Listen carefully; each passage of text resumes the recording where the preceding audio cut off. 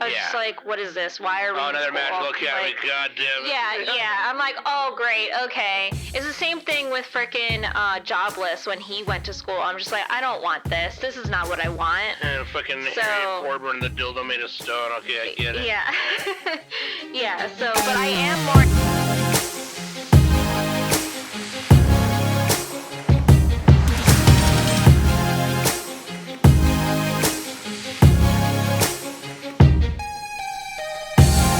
Hey everybody, welcome back to the Anime Summit Podcast. It's your favorite host of the most, Sam the Bomb. Happy New Year. And with me every week, of course, is Danny. Hello. Nick. Black Flash. Honey Bear. Meow. Mochi. No, Mochi's already slacking. You're fired. No, that's how her voice is. It's so like petite and like small. She's a damn cat. Dude, technically not the first episode of the new year, but like, the actual official first episode. We did a radio hour before the end of the year, then for the new year had another just EX replacement episode to kind of give us more time to figure out things because we were running behind on planning. Anyways, it doesn't matter. We're here now. First episode of the new year is a fall review, so it's the perfect time to do it. We're here. Some of us are queer, and get used to it. So I'm excited. I forgot about a lot of shows, and this past weekend I was like, oh wait, I was supposed to watch this, and I binged it, and I was like, oh man, it's so terrible to binge right now. But that was completely my bad. There is one show that I omitted over others, and I don't really regret it because it's not like I can always go back and finish it. But we'll talk about that when we get there. But first, it's JJK, isn't it? No, actually, I finished JJK. Oh, okay. I thought you didn't write it on the sheet. No, all right. Thinking about it, I should have omitted that one just because I guess I know what happens. But I just wanted to see the way it was directed. So, you did put it lowercase on the sheet, and I fixed that. Okay. Thank you. Thank you for that, Knock. But as we go on, think about what your favorite fall shows were and all that good stuff, and let us know. Yeah. But let's not dilly-dally. Let's just jump in. Links on animesummit.net. Okay, go there, and all the links to follow, subscribe, our merch store, and listen to our sister podcast, The Anime Plummets, there. By the way, animesummit.net, not links.animesummit.net, but just https://animesummit.net, our merch store. I will be dropping a new shirt this month at the end of this month. So, hey Sam, where's my hoodie? I'll be dropping a new shirt at the end of this month. So, hey Sam, where's my hoodie? I will be dropping a new shirt. Where's my hoodie? Where are you going with that shirt? Where are you going with that shirt? Do I have to buy it in order for me to get it? No, I'll order it. I just keep forgetting, dude. I was gonna order my mom one, dude. Oh yeah, give me some too. I know. I was gonna order Nick, and I'll order Nick and Danny's first. I know because you guys told me which ones you wanted. I was like, oh yeah, I forgot. I'll do that tonight, actually, so I don't forget. Will you? Just seriously, remind me when we're done. Yeah, seriously. But yeah, no, seriously, go there and get a shirt, represent the homies, okay? It's not just Anime Summit stuff, too. It's just general weeb wear as well. So, new shirt at the end of this month. If you're a patron, you get a discount code for a couple weeks on the new drops, okay? It's only going to come in 2 colors. You'll understand why when I drop it. But, black and white. But it's really cool. I really like it. And I can't wait because there's some other artists I'm talking to who will, design some shirts for us and we'll put their name on it. It'll be really cool. Just some weeb shirts, just different artists, helping artists, helping artists, homies, helping homies. Okay, so go there or be square. Okay, let's just jump in. Question of the week, Nick. Wrong sheet. Okay, wait, right sheet. I was on the right sheet. This is from Snowman. And yes, okay, favorite anime episodes of 2023. I assume he means anime episodes. He didn't specifically say anime, but yeah, I think that's what he meant. Yeah, I guess honestly, Since he did not specify, if you have a different favorite episode, go for it. I'm not kidding. He said even if the rest of the show wasn't amazing. One Piece live action. One Fuck Piece you. live action, dude. No, honestly, dude, for 2023, all of 2023. Oh shit. Yeah. You can pick fall if you want. That's fine. Oh yeah, I was thinking fall. What do you got, Danny? Yeah, Danny, you say one. Danny's filibuster for us. We're thinking. Scott Pilgrim. Oh yeah.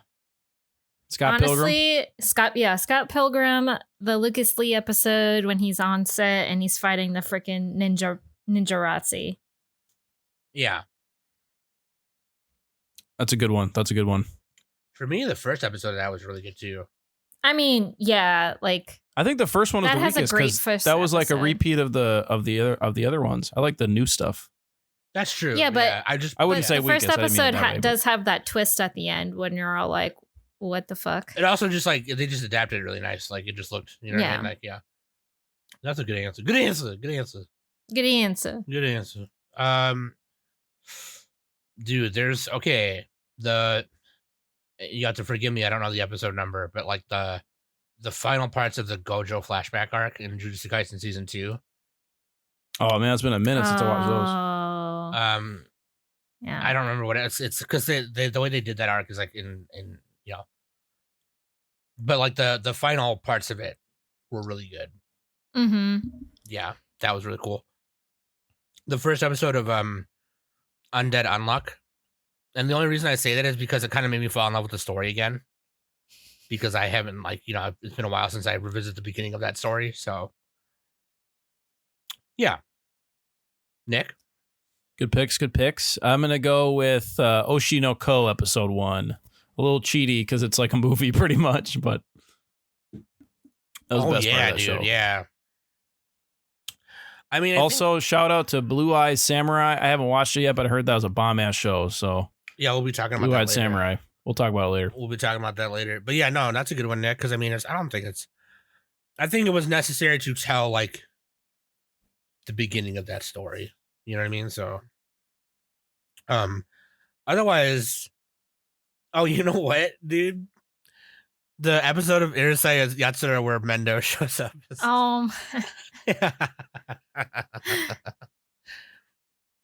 The chase Help scene's me! done. I'm afraid of the dark. Yeah. And the episode where they go to the ice princess or the ice, Oh the yeah. snow, whatever dimension thing. Mm-hmm. Mm-hmm. And then she's like, darling, you're supposed to stay with me. And he just stands up. He's like, shut up. I'm trying to get laid. Fucking goofy. Darling. So good. It's coming back. It's coming back. I'm So excited for season 2, dude. Let's go. Oh. All I gotta say is Hurusei Yatsura? Who? You get 2 more I'm of done. those. 2 more. It works better with the eggy emoji. Who? The Gudetama. The Hudatama? Yeah. Hudatama, that's what we named it. That's what you named it. Yeah. Hudatama? Dude. Danny, Waifu and Husbando, and we'll just get in there. Waifu is Konoha Akisato from 6-Bit Sensation.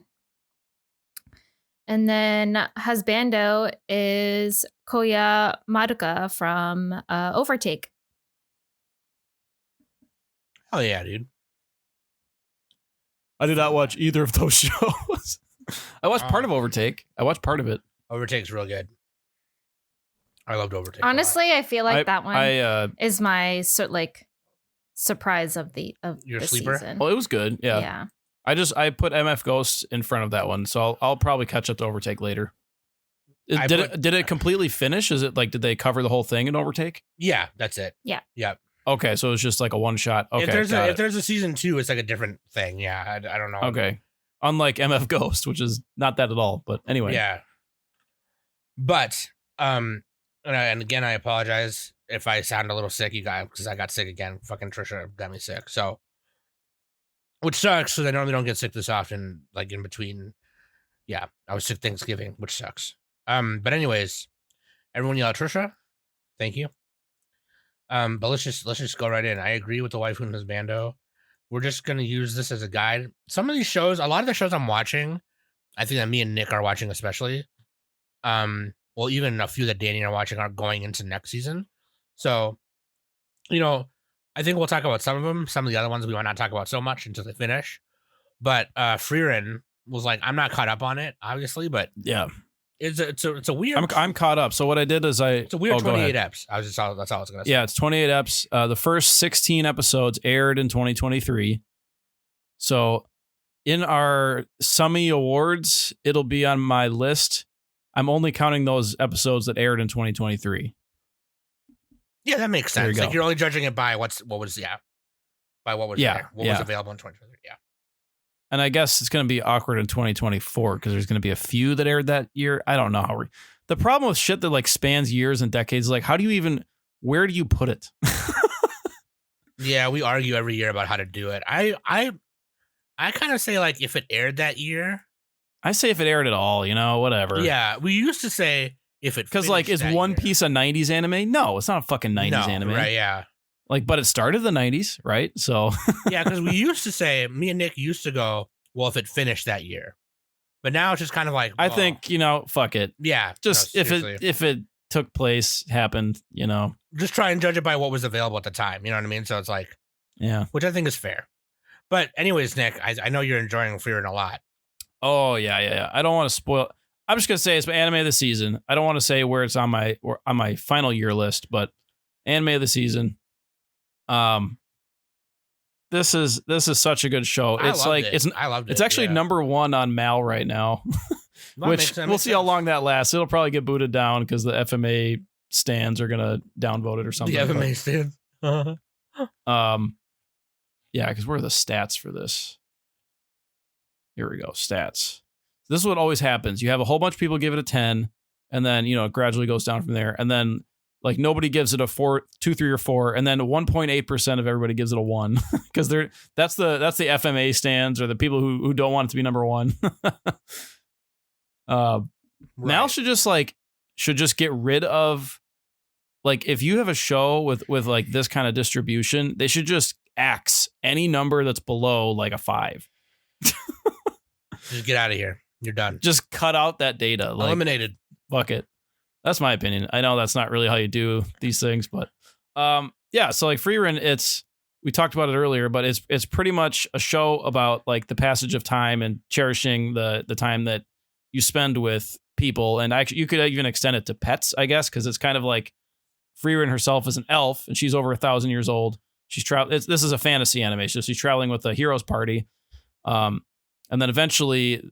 Actually, the first, like, it's so weird how they do this. Like, the passage of time in the show is like they will skip like years and decades in one episode, but it doesn't feel like that. But it also does feel like that. It's like a weird pacing, but it like perfectly works. Yeah. So like, the whole point is just like I was saying, like Frieren's learning how much that hero's party meant to her, and how much her current party means to her. And what they're doing is they're just traveling the land. Fighting off the remnants of the demon forces, helping villagers, helping lords and towns and everything. It's kind of, well, I mean, the full title is Beyond Journey's End. So they've defeated the Demon King, I believe, right? Yeah, It's they've almost already like- defeated. Yeah, they did. Yeah. The beginning, because the first episode It's is like just- they're celebrating that they beat it. Yeah. Yeah. Yeah. It's been a while since I watched the first episode, but yeah. So like, it's Really good for they've already passed the climax. So like, that's such a weird place to start any story, Well, it's almost like but they make it work.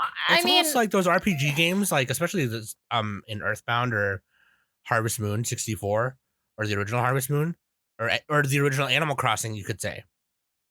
It does remind me of those a little bit. Yeah. There's a point where you beat those games, but you can keep playing them after. You have the and new game plus or whatever.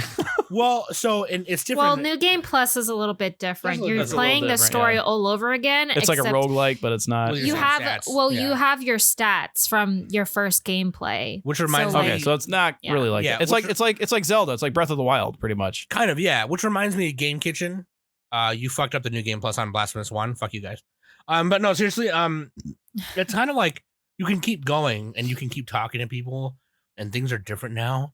It's like the same, but it feels different.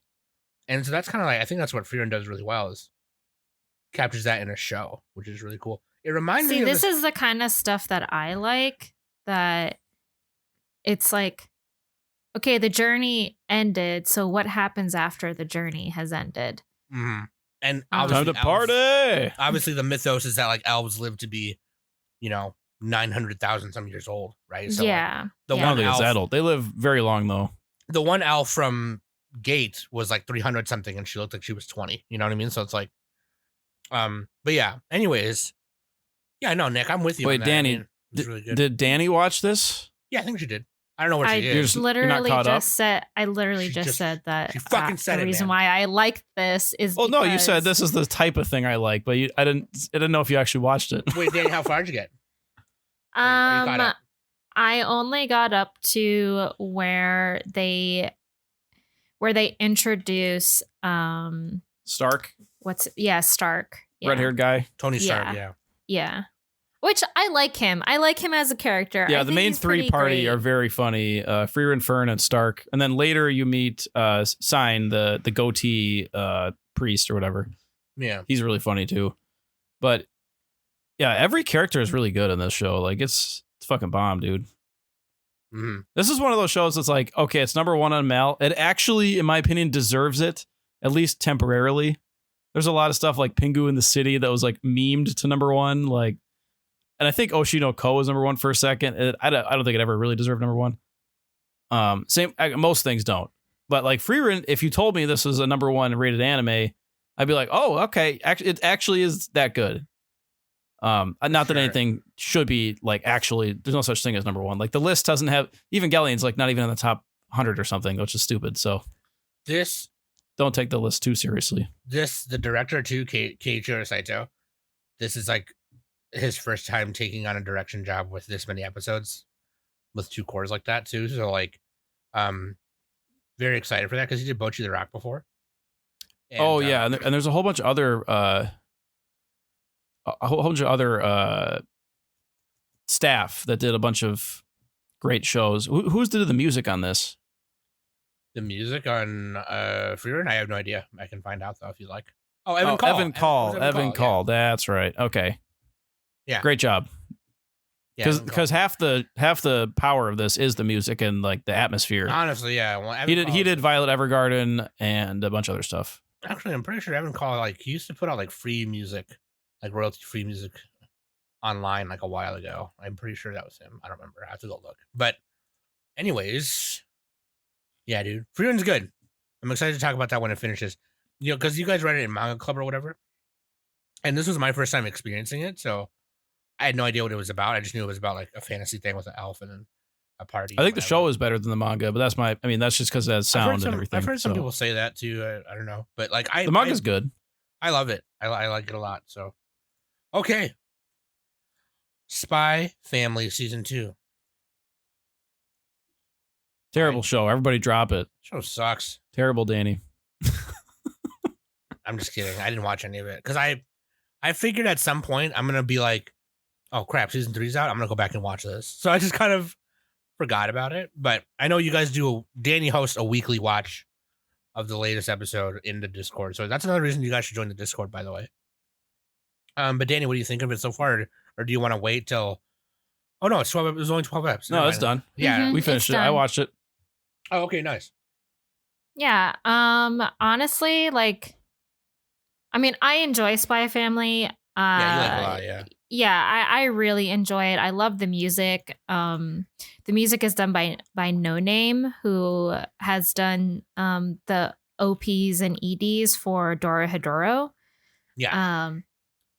Yeah, I mean, I love them as an artist. So the fact that they're doing the music for this, yeah, like honestly, I think that's the sole reason why I like or love Spy Family that much. But season 2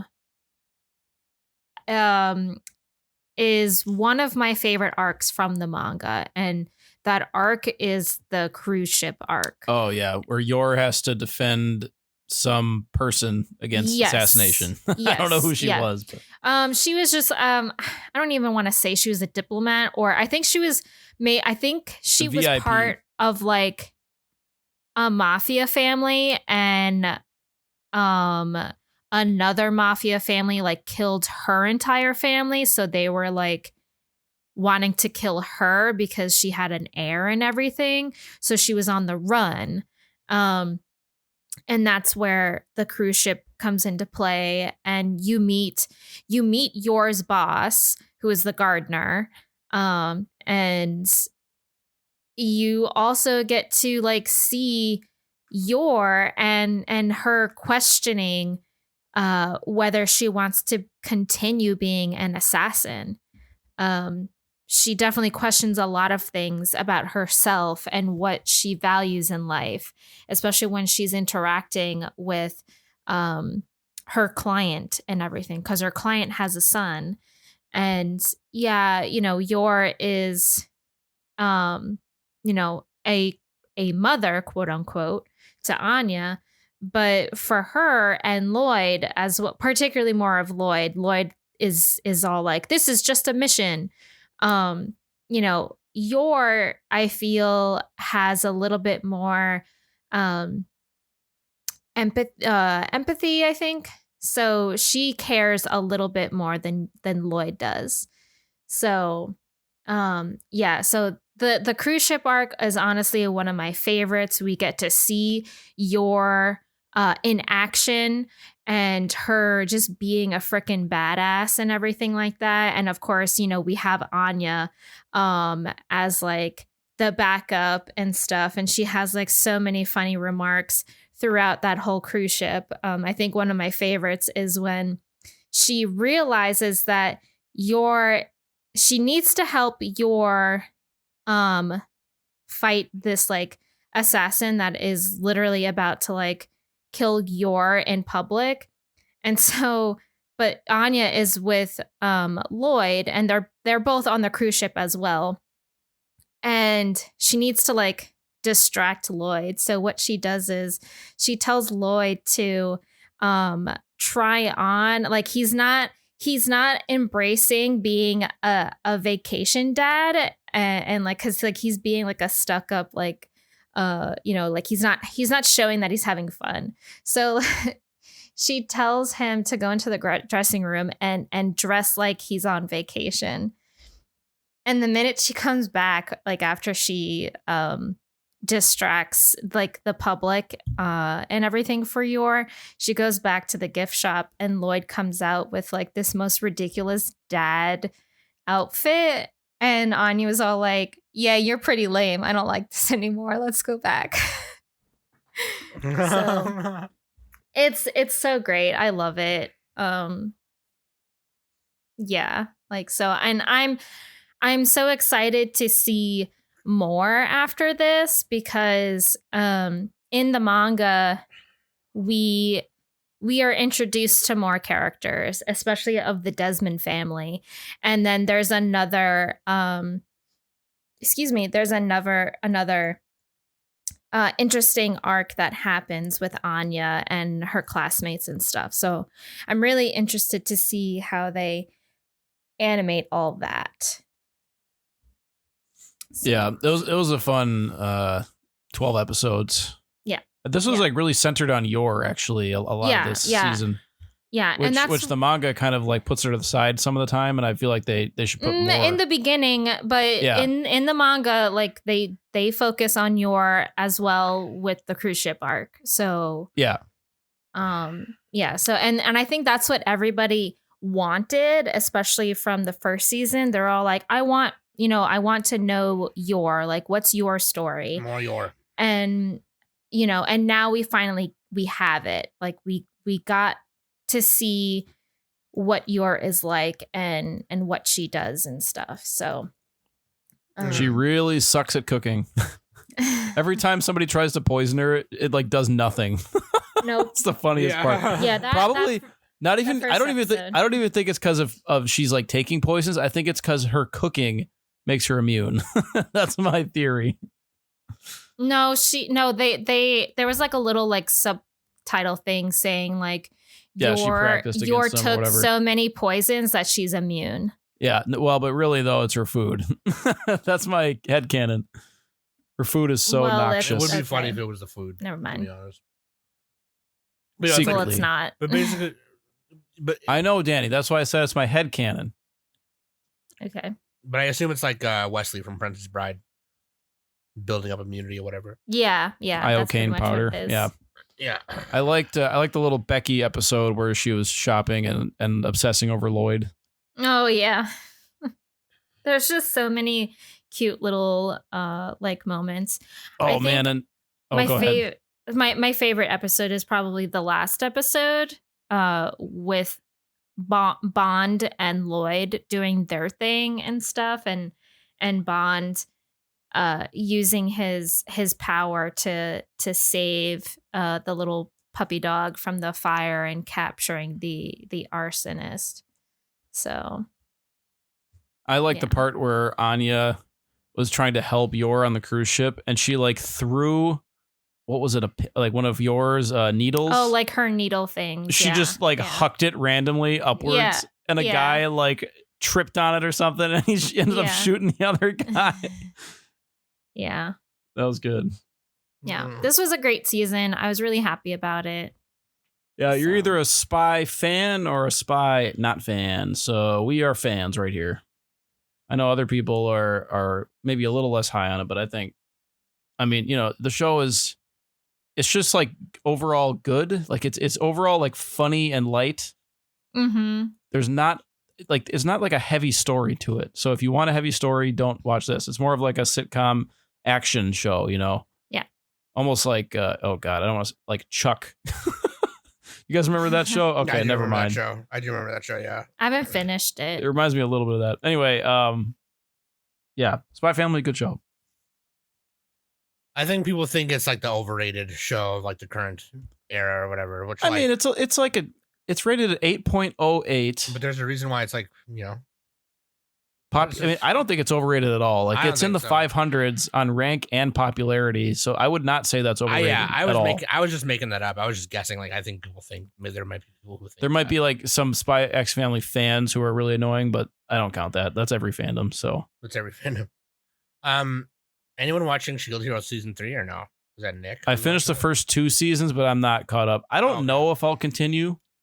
Maybe is the Plummet covering this one or not?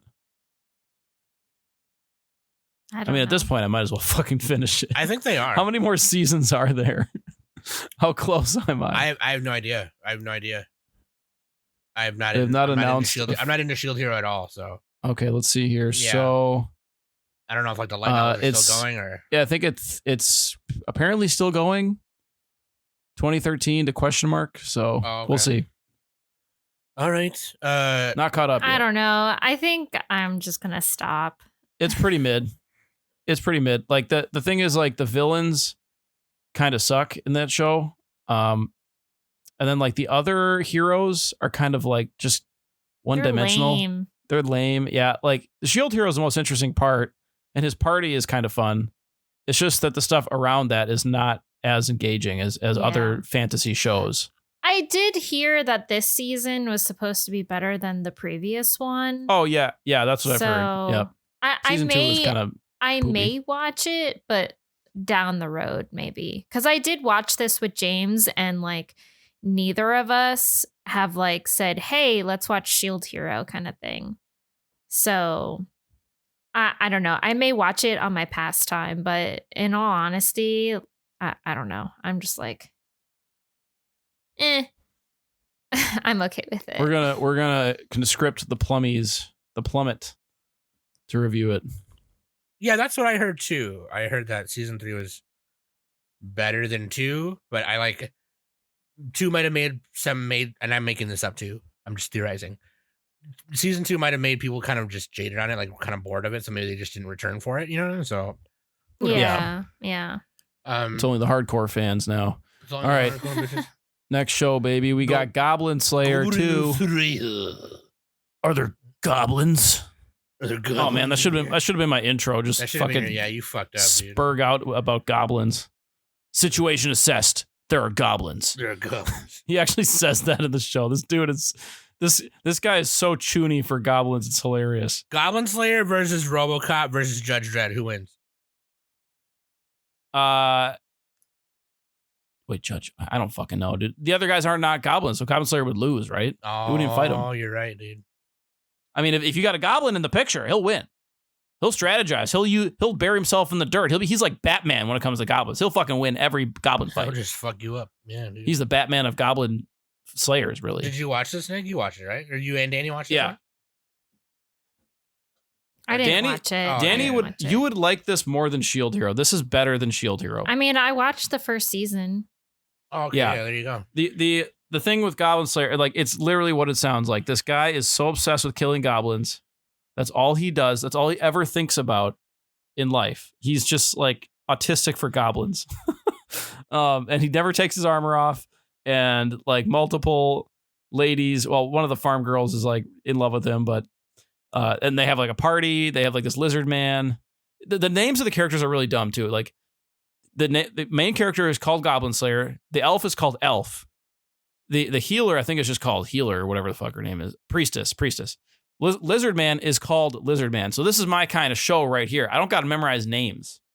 They got a dwarf. Guess what his name is? Dwarf. That's how shows should name. It'd be funny Cowgirl. Her name is Cowgirl. It'd be funny if everyone had names, and then the dwarf was actually like Torgrim Ordenson or something like. Yeah. One guy has a name, Yeah. just like a side character. Yeah. I gave this like an average rating, but it's pretty fun to, like, and satisfying to watch it because it's all about strategy and like how the Goblin Slayer decides, like, figures out how to defeat these various scenarios with the goblins. And if you enjoy that, if you're like really big into like D&D style shows, then I would recommend this for sure. Did you watch the movie, Nick? Because the movie is a prequel to the season 2. God, I don't know if I did. Oh, the movie Let's was see. canon, huh? Prequel. Yeah. That's why I didn't. I did not watch the movie yet. That's why I didn't watch season 2. Is because I didn't watch. You the movie can just yet. watch it. And, You can just watch it. And I mean, I barely remember the events that happened in the first season. Doesn't matter. Oh, okay.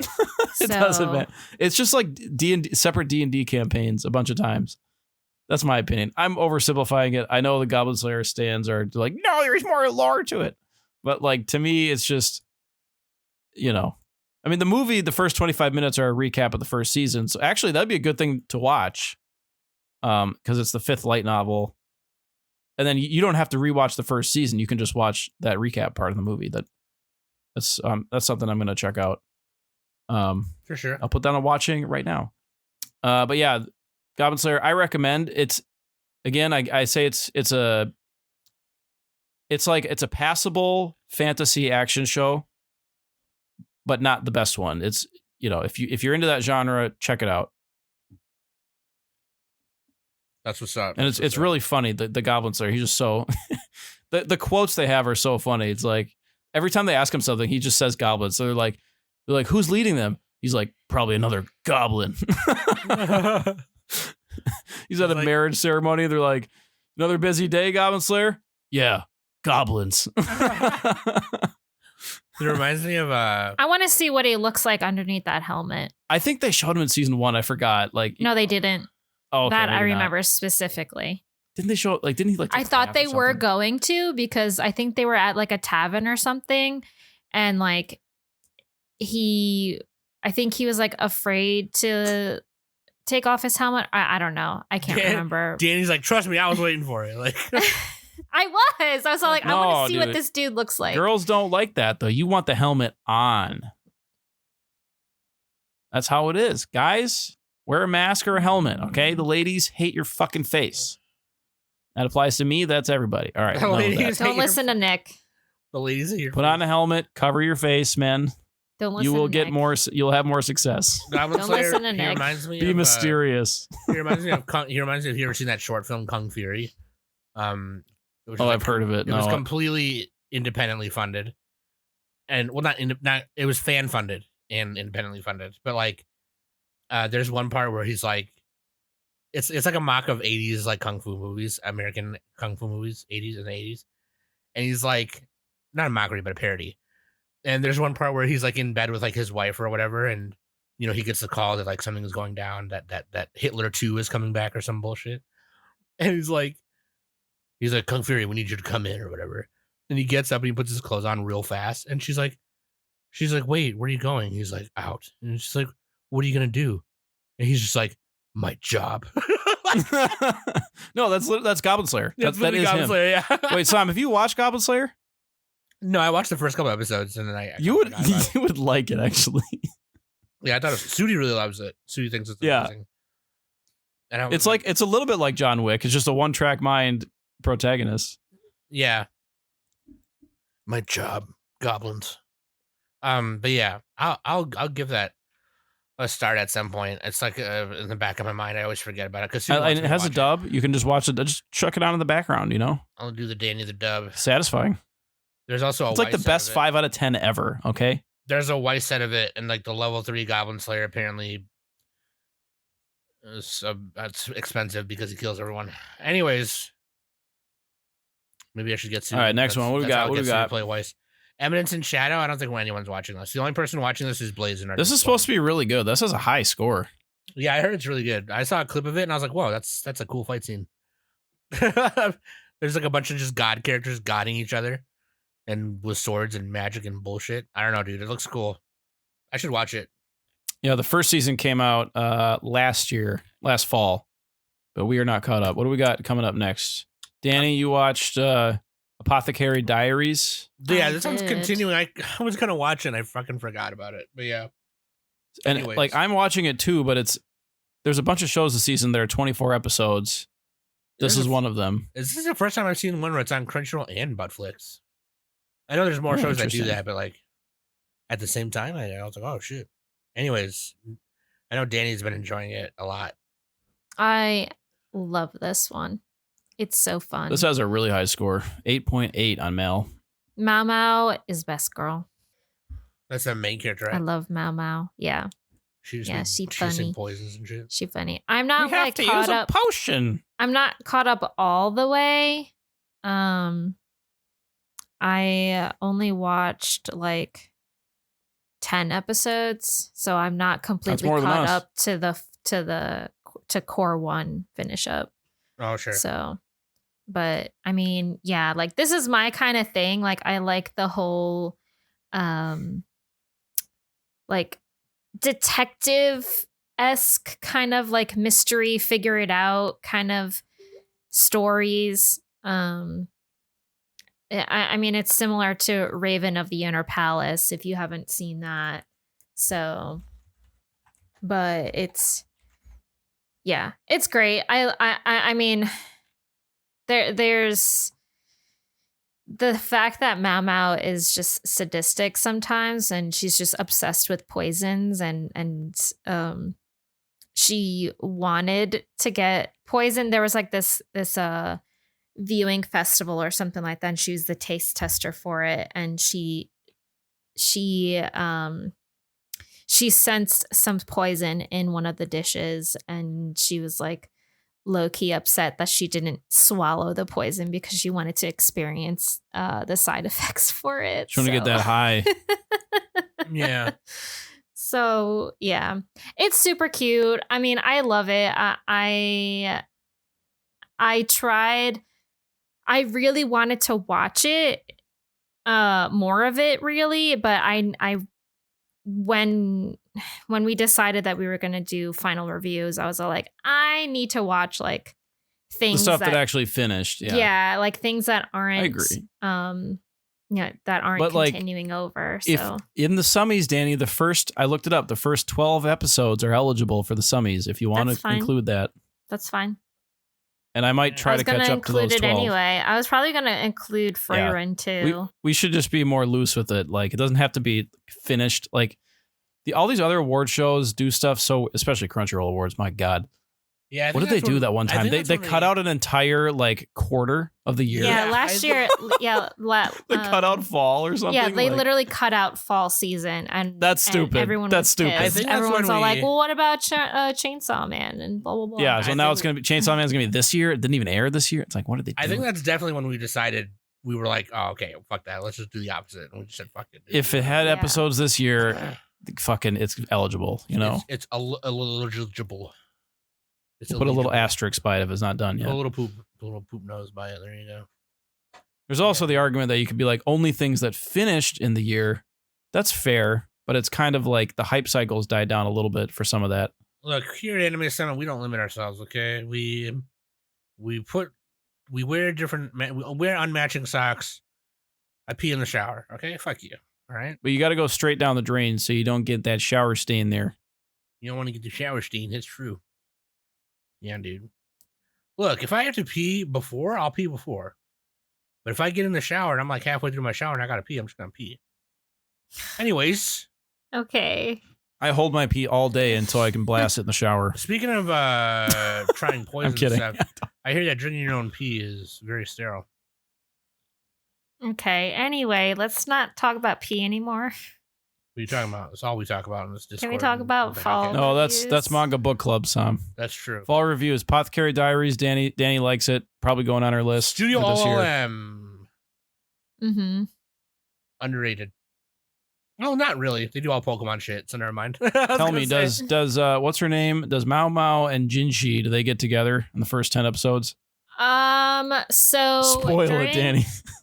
So during like the like viewing festival thing, I can't remember what kind of festival it was, but apparently during this festival, a bunch of people gave Mao Mao like these hairpins, and the hairpins represent like for men, I believe it like proposes like to form a relationship or something like that. They didn't like clearly specify on the meaning of the hairpins, but there was a point in time, there was one episode where Mao Mao got a pin from one of the soldiers, and Mao Mao needed to leave the castle grounds for a bit. And in order for her to do that, she needed she needed permission, and she also needed someone to escort her. So in order for her to leave the castle grounds, she kind of persuaded this soldier that, hey, I know a brothel in town. Like, I'm really good friends with like the owner. If you escort me outside of the castle grounds, I'll escort you to the brothel. And so she pretty much persuaded him to go and everything. And Junichi found out that she like took the day off to go see her family, and he was like super jealous about that because she used the hairpin, and Junichi also gave her a hairpin. So he was like pretty jealous about it because, like, again, the hairpin represents like a marital proposal or like a relationship proposal and stuff like that. Yeah. But of course it goes over Mao Mao's head. Like that wasn't even like on her mind at all. No, yeah. So No, yeah. yeah. So like when she comes back and like she's in front of Junichi and like he's like all upset at her and jealous and everything, and she has no idea why he's like acting like this and stuff. So it was really cute. I know that they end up having like an indirect kiss at some point. I haven't watched the episode yet, but it does happen. Say no more, Danny. So I'm excited. Now, the risk there is that the guy could die from the indirect kiss, because if she drinks something first than he does, that's probably poison. Trying to Well, Julie you know. at him. That would be really funny. They should do that as a gag. That'd be funny. I think so with Junichi, I think there's something more like his title. I think he has a more higher power title, and I think he's just doing this like manager position as like a cover up kind of thing. That's my theory. So, because in some of the episodes whenever Junichi is talking to like like his right Jinshi, right? Is it Jinshi or whatever. Because these are Chinese names, right? They're I think Japanese. It's like a so. Chinese- They're Japanese takes on Chinese names, yeah. Well, or sorry, it's like a Chinese story. But yeah, right? it's Imperial China. Yeah, you're right, Nick. Yeah. Yeah. Okay.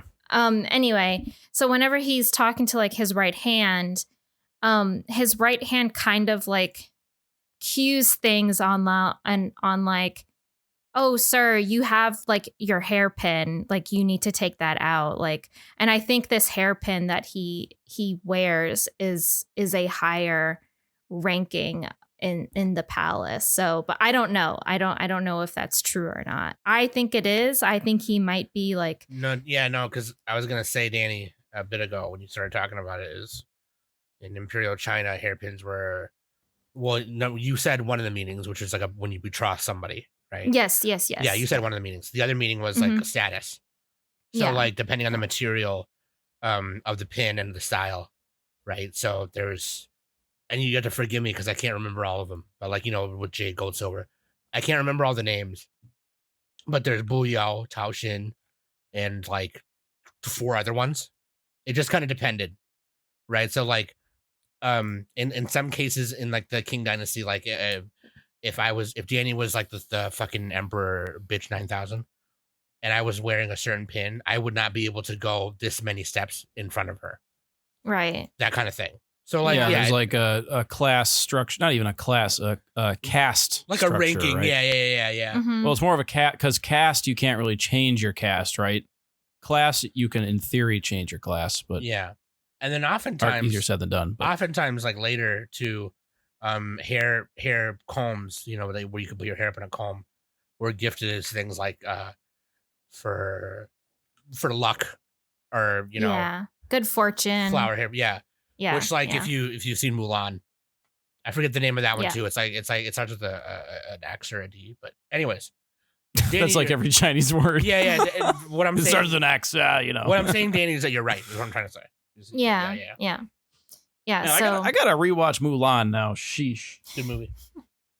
But yeah, All right. Apothecary Diaries, man. I gotta get on that shit. It seems cool. Danny likes that murder mystery shit. I Danny do. She likes that noir shit. She's like, who done it? I kind of know, but I want to know. Yeah. Danny is the kind of person who watches The Fall of House of Usher, and then when the house falls, she goes, "Oh my god, I can't believe it." Even though that's the title. I knew of the it was fucking going to show. happen that way, but I still can't believe it. Yeah, like it's the title of the show. Fucking Sam did it, and she's surprised when Sam did it. But yeah, dude, I'm gonna get on that. It seems really fun. If Danny's liking it, then I might like it. We'll see. Okay. Is anyone watching? You guys are watching Dr. Stone, right? You two Yetzes? Nick Danny is not is. caught up. I'm Oh. caught up. Yeah, I'm not Nick gonna- is a yutz for not being caught up on this because this part 2 series New was World pretty, Part 2. Yeah. When was It was pretty When good. was Part 1? Was that Part 1 just last season or a couple Yeah, seasons yes. Yeah. Last season, yeah, spring 2023. Yeah. Oh, so a couple. Well, a season over, not like summer. Yeah. so- Let me know when they invent Wi-Fi, Danny. Okay, They did the cell phone. I'm talking Wi-Fi. I gotta look at my stories. Oh, whatever. Someone make an AMV of Sengu going, "You used to call me on my cell phone." Oh my the, god. The AMV. Like we're Drake- Oh, yeah.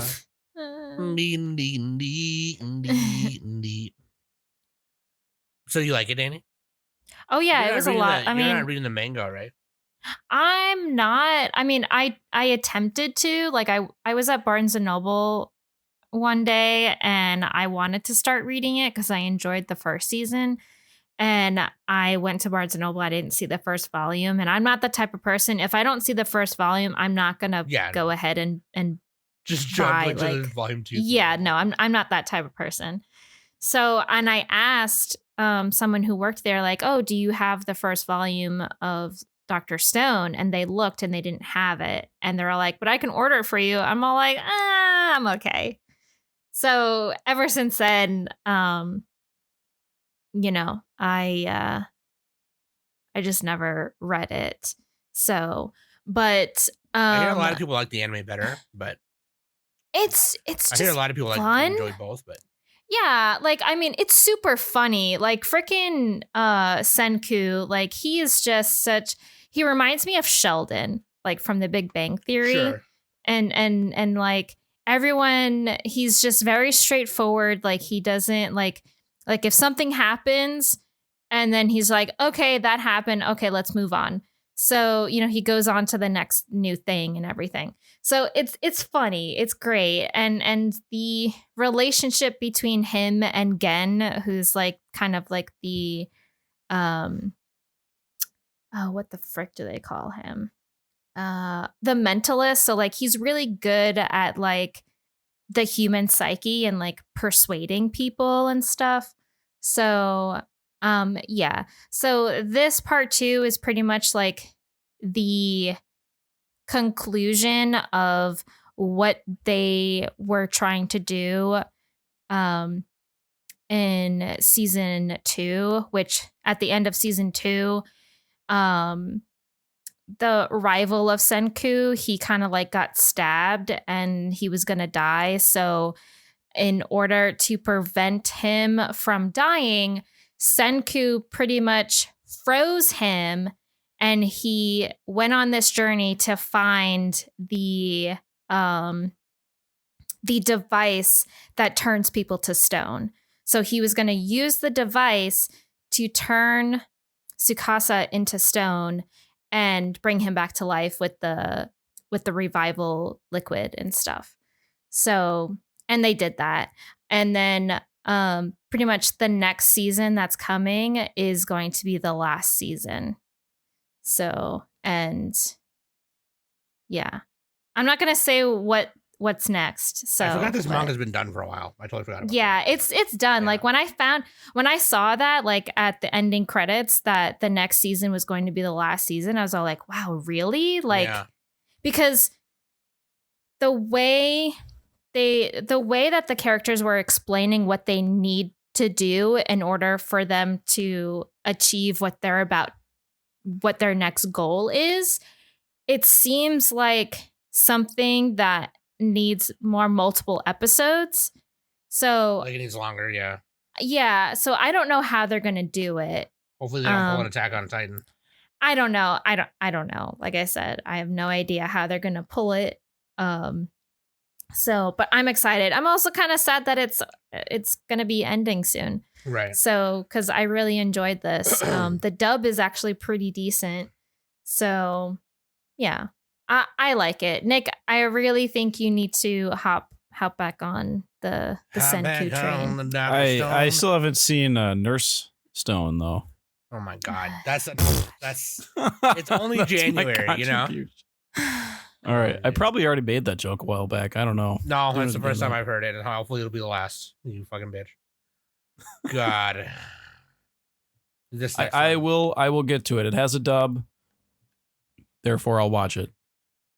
Okay. This next one, Undead Unluck. Listen, I want another long-running 24 episodes. This is going to next season, so I think I'm actually gonna wait, just because me and King are also gonna do like an episode on the manga, because me and him are caught up on the manga. Well, I'm not. I'm like 5 chapters behind, but I think we're also gonna talk about the anime a little bit. So I might wait, but I will say this: it's okay. Art wise, it's okay. I really like the OP. The guy who did the OP for Undead Unluck, I didn't know who it was before this, but like, anyways, I do like it's not bad. It's the adaptation's fine. I do think the character design for Nico looks a little weird. It sounds like you like the manga more than the anime. I do like the manga more, yeah, a little bit, but like the anime does it really well. Actually, the first episode of it was done really well. The first episode was done exactly. It made me feel exactly the same way as the first chapter made me feel.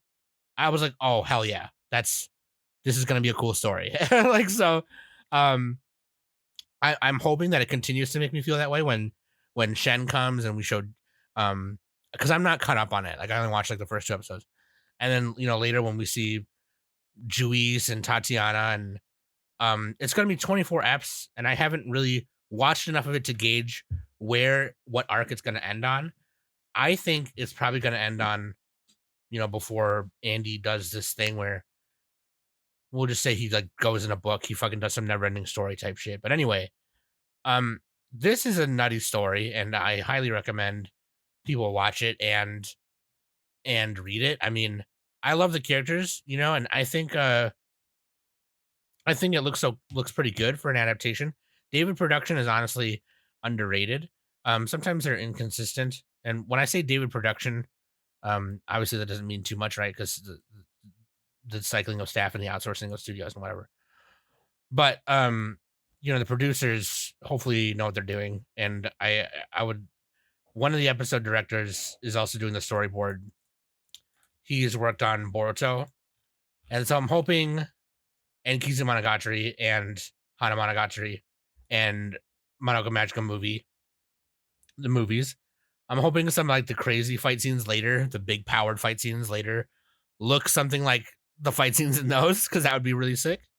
But that being said, yeah, I'm just gonna wait. We'll wait and talk about it more later. But anyways, let's go on to what season are we on? Fall 2023 is that what we're doing?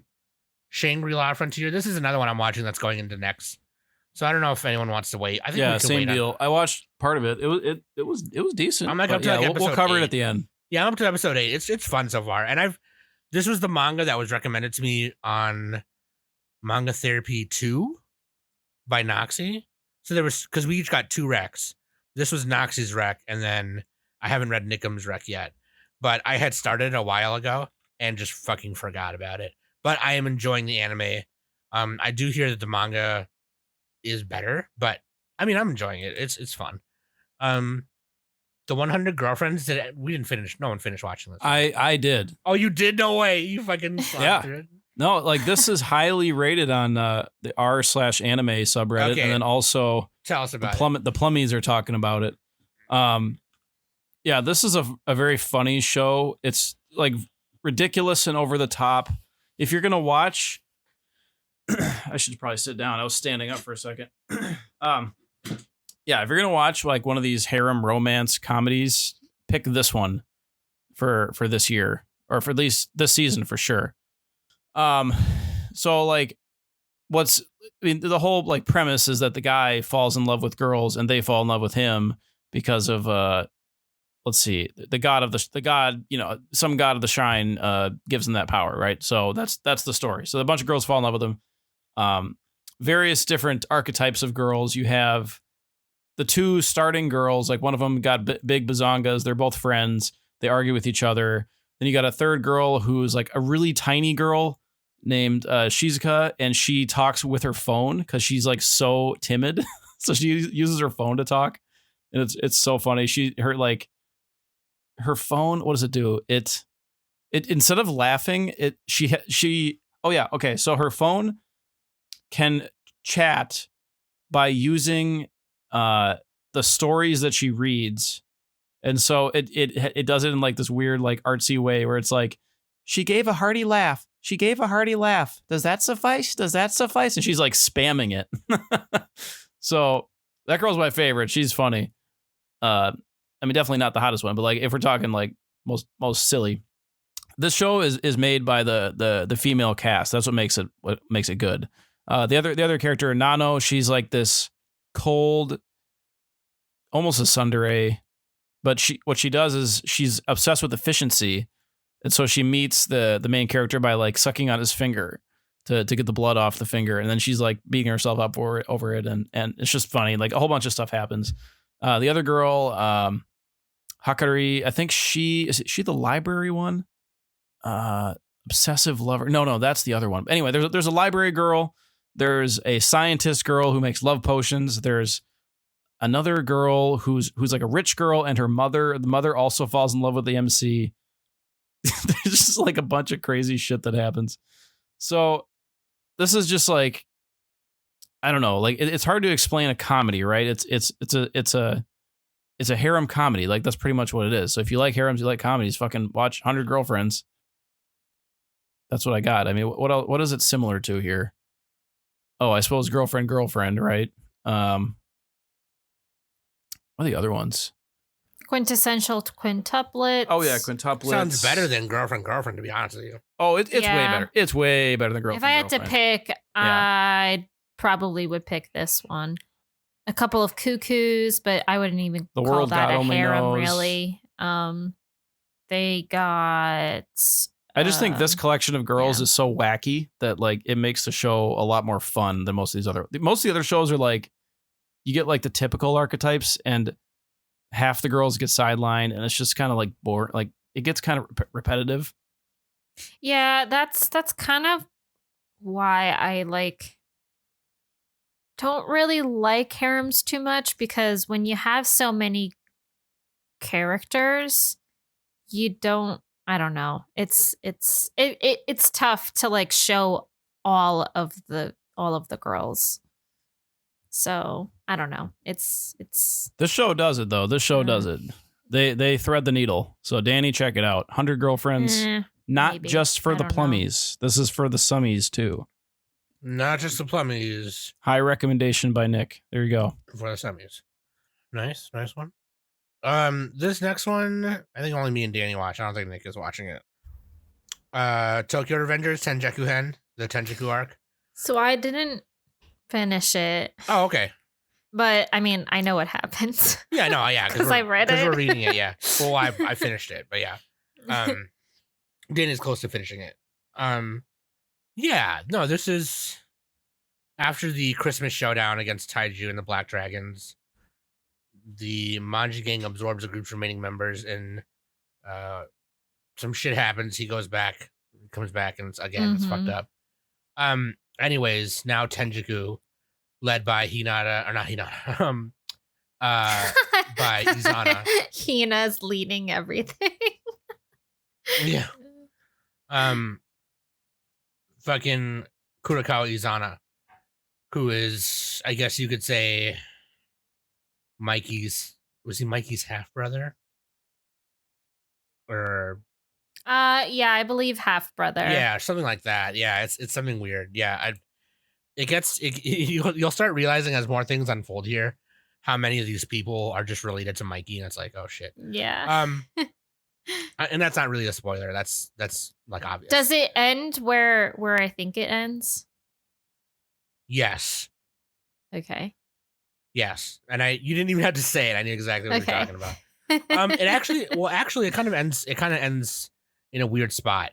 Some people thought it ended in a weird spot because the last couple times where we've seen endings happen, it's been a cliffhanger of Takemichi coming back and seeing what's fucked up.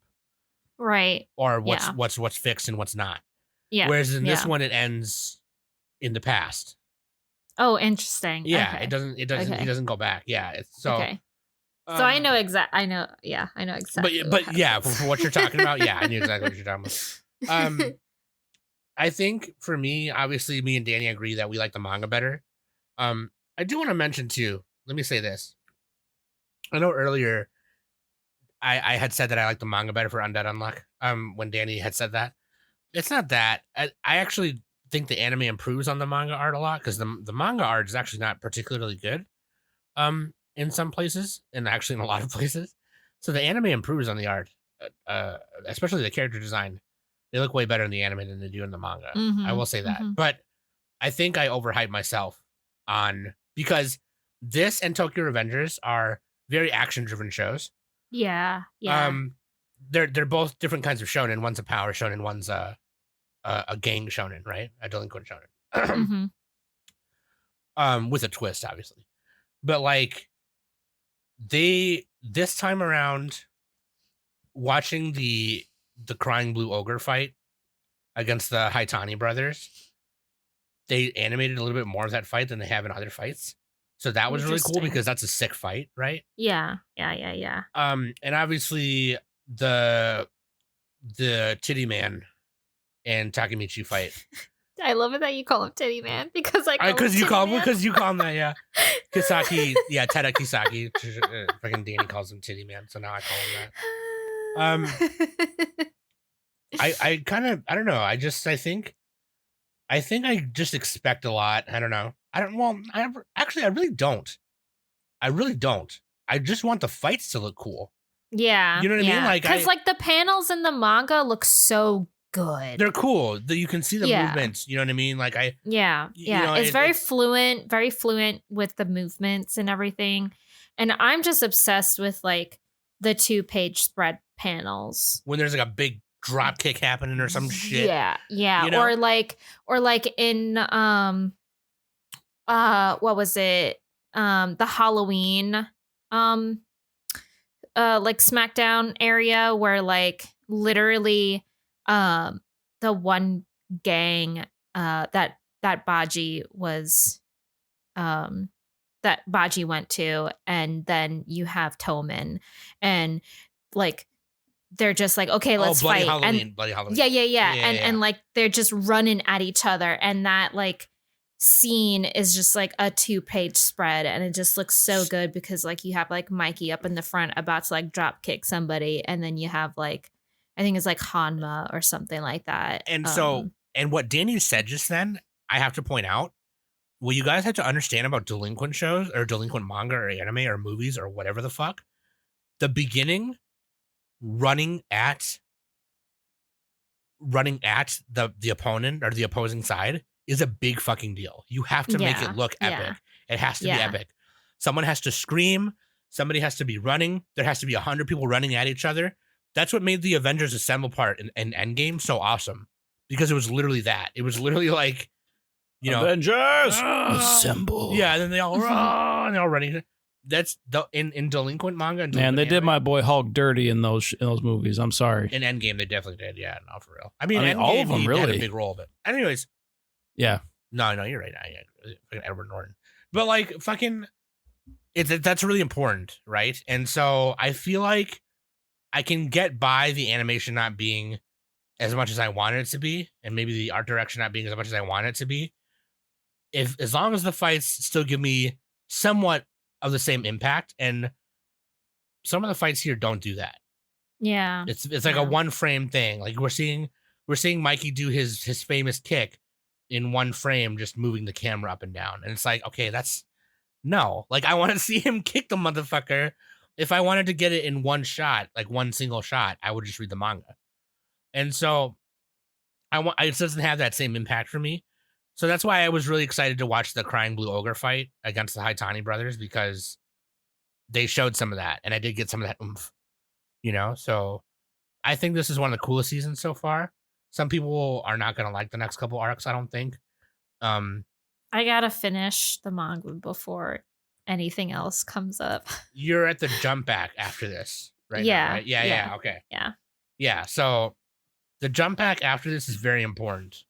But it's how they kind of go about it that's a little, some people don't like it. But anyways, I did enjoy it. And I'm gonna be honest with you, and it's not that I hate Tokyo Revengers. I love Tokyo Revengers. I'll always love it. It's got a space in my titties that I just love. I just don't know if I want to continue watching the anime when it keeps just making me want to go back and read the manga. Yeah. That's it. Yeah.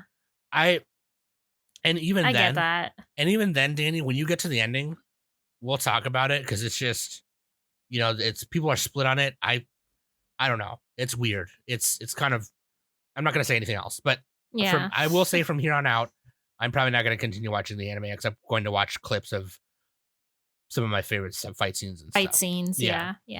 But anyways, I talked too much, Danny, if you want to say anything. Or you said you No, didn't finish it. I mean, you pretty much said it. Like, I mean, I agree with you. And I mean, I don't even, once I finish the manga, I definitely want to do an episode with you and talk about the manga for sure. So, because. Yeah, that'd be fun. Yeah. Okay. So. Is anyone watching The Kingdoms of Ruin? Nope. Is anyone watching no one's watching Our Dating Story, right? No. A lot of these are plummies. Yeah, a lot of these are. Let's just keep. Let's going. just skip. What do we got here? MF Ghost. I know I'm watching. Well, wait. Danny's watching Forbidden Deductions, right? Or did you not finish that? Yes, I did finish that. Okay, How do you it say turn that out? one in Moon Rune? I don't see it on Mal. Dude, how do you guys got to tell me how to fix this setting on Mal where I can actually have the English title? Yeah, we can do What's that. the Moon Rune title? What's the Japanese Kamano title? Hashi Ron no Kinden Suidi. Where the frick? So Hametsu if no you Okoku? Scroll down a little bit. It's after What letter does it start with? K. K. K. Oh, K. I thought you said It's H. 2 after Ragnar Crimson, after the Seiken Gakuen. Dead Mount Death Play, Kikansho. I'm not seeing this shit. So you see where Oh. Ragnar Kimonohashi, Ron Chrisman? Kendo. Yep, that one. Damn, Yep, dude. that one. I cannot believe that Mal doesn't have the English titles as default. Danny is watching this one. So how did it turn out? Because I think you were kind of mid on it at the beginning. You liked it, but were kind of. I mean, I definitely was intrigued because the character designs were good, particularly for Ron. But then there are some parts where the animation and the character design gets a little wonky. So, but it was okay. Like I don't want to say that it was bad. Like it was a decent story to watch, but there was just, it reminded me of Interspectra, like how much dialogue Interspectra has in Spectra has. This is literally like there's just a lot of that. And I don't mind having a lot of dialogue, but you have to make me interested in what is being said. And that just too much was exposition not, can turn yeah, can turn it and off, there was just that was just not happening. The ending did start to get better. Like I started to pay attention a little bit more. The middle part was a little meh. It started rambling on, and I kind of just started to have little disinterest in it. And they find out why because Ron has like this ability where he goes into this like trance, and he flat out tells the killer to like kill themselves, or like he'll look at them and say, go jump off that bridge, and they'll go do it. Like the murderer will also go into this trance, like their eyes will start to like dilate and stuff, and they'll actually start walking and attempt to kill themselves. And Totemaru has to go save them and stuff. So, and Ron, he never had that ability before until an incident happened at the Detective Training Academy, and that's why he was expelled, and he's no longer able to have a detective license and stuff. So they start to dig into that aspect, and they show the main culprits in the story, but then that's about it. Like they give him like one short screen time, and that's it. You don't really see them again until the end of the episode, and that's it. Or rather, the end of the series. So I was a little disappointed in that. But pretty much this is literally just kind of like a modern age Sherlock Holmes. Because they do reference in the show, that Ron may be like an ascendant of Sherlock Holmes. Like he has, a descendant of Sherlock Holmes. Like, so he has Sherlock Holmes blood within his veins and stuff. But he also may have Moriarty blood in him too. Oh. So like I said, like the ending of the show kind of started to get interesting because the bad guys started to show up. So let me summarize the Dannyism. Not yeah, Dannyism, sorry. the Danny review for you. No. I'm just saying. Basically, it was one of because, and I'm saying because I tend to get turned off really quickly because of this exact thing. The way you said it was, it took forever getting in. Yeah. See, I don't like that. That bothers me. Yeah. If it does that, then I end up dropping it too quickly, and I might I might miss something good. You know what I mean? And in this case, you got to the end, and there was actually something interesting at the end. It's like, well, shit, I don't want to. If it takes forever getting there, then I don't want to waste my time. I got other shit to do. I mean, it was, like I said, it was fine, and like I had to poop. the incidences that have happened, like the certain murder cases that happened and everything, they were fine. Like some of them were really interesting. Like at one point they went to an island and they went to an observatory, and that murder case honestly was probably one of my favorites, along with a doctor and a psychic. And the psychic murdered his like lackey to prove like that he was a quote unquote psychic, even though he was a fraud. And like the doctor who was on that episode, she's just like a cutie patootie. She has like bandages all over her, but she's like a genius surgeon and stuff. So, yeah. So, I mean, if I had to pick, because for the recommendation of like, if you've watched this show, then you may like this, is Moriarty the Patriot. If I had to pick, that show's so which sick. one I much rather watch Moriarty the Patriot. Yeah. Or Undead Murder Farce. So Yeah. So yeah, I may dude, the mysteries in that were fucking cool. Oh, it was so great. Like she's that's like, what I know the answer. It's like, oh shit. Yeah, and that's what I like about Undead Murder Farce is like it was more engaging than in Spectra or even this. I may give this another chance because there is going to be a second season. I kind of want to know like what's the deal with these bad guys and stuff. So well, neither one I think. There. Yeah, I think second season may determine on if I'm going to continue the series or not. We'll see. Sure. So, honestly, I may even read the manga instead. Just go to the manga, whatever. Just go straight to the manga, yeah. So. Okay, guys. From here on out, I think we should just scroll down here and see which ones we got left. And then on our lists here and on whatever. The rest of this, so there's Ancient Magus Bride and Saint's Power. I did not finish either of those. Ancient Magus Bride, I did not catch up on. So I'm like 4 episodes in, and I kind of forgot about it. Yeah, but I think like people assume that me and you are watching it because we like it. So like, but this part is way more engaging than the first school part. I'll say that. Like, yes, I agree. Yeah. I agree. Yeah, I wasn't too keen on the school stuff. I was just like, what is this? Why are we in another school? Magical Academy? Like, God damn it. Yeah. I'm like, oh, great. Okay. It's the same thing with freaking Jobless when he went to school. I'm just like, I don't want this. This is not what I want. And fucking Harriet Porber and the dildo made of stone. Okay, I get it. Yeah. Yeah. So, but I am more engaged in this second part than I was in the first part. So, but I have not finished it. So I have what's the Japanese name of Ancient Magus Bride? Mahotsukai no Yome.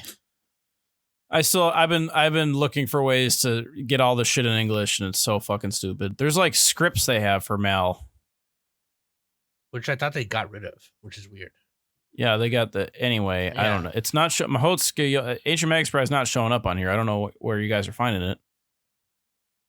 It's just regularly airing this season? It's right by 12 episodes. It's right after Girlfriend season after 2. Girlfriend season 2. Oh, you guys are going out of order then. Okay. Well, yeah, Nick, I was just saying let's scroll down and see, because there's a lot here in the middle that none of us were watching. Okay, none of the stuff in the middle. MF Ghost and Overtake. Let's talk about both of them. Okay, yeah, good idea. Similar shows. Luckily, they're next to each other on the list. So, Danny, really quick before me and Nick do that, and we get to, before we get to Overtake, because I know you watched Overtake too. Mm-hmm. None of these other ones after Omnipotent you were watching either, right? I was watching Migi to Dali with the twins. Oh, yeah, that's right. Okay. So, did you finish it? I did. It's the same creator who does Haven't You Heard Sakamoto. Nozaki? Yeah. Sakamoto. Yeah.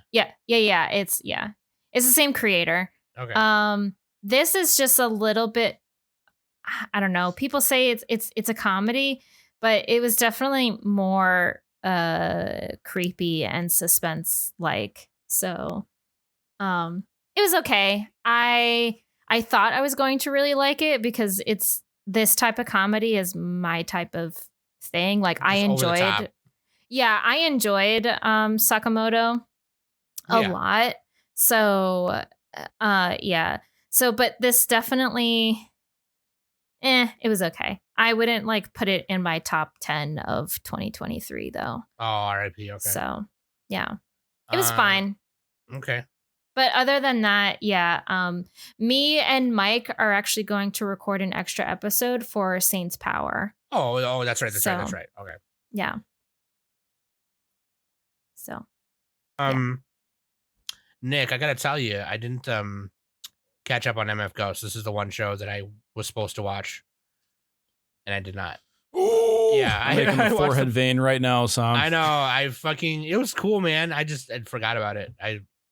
Yeah. That's fine because, like, honestly, it's not finished.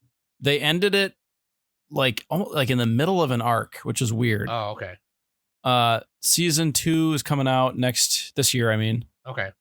Question mark this year. So, not winter, obviously. Probably fall if it does, is my guess. I don't know. But MF Ghost. It is by the creator of Initial D, isn't that right? Yeah, same universe. It's like a legacy sequel to it. Yeah. Who made Initial D again? I always forget. Shuichi Shigeno? Yeah, Shigeno, yeah. Yeah. Okay. So same deal. And actually it's the same universe. Yeah. So you don't have to have seen Initial D. You can just jump right in. You don't have to watch Initial D to watch this. No. Actually, this is almost.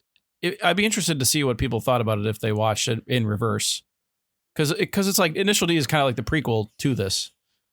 Yeah. The main character, Kanata Katagiri, he's half English, half Japanese. He has like a host family, and the girl in the host family is named Ren, and she's in love with him. He doesn't realize it, I guess. He's really dense. He also has it's discovered that it's like a minor spoiler. He has his mother's power where he has essentially an eidetic memory where he can remember things perfectly.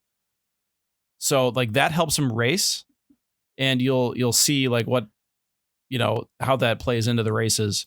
Cause he can pretty much just image train in his mind.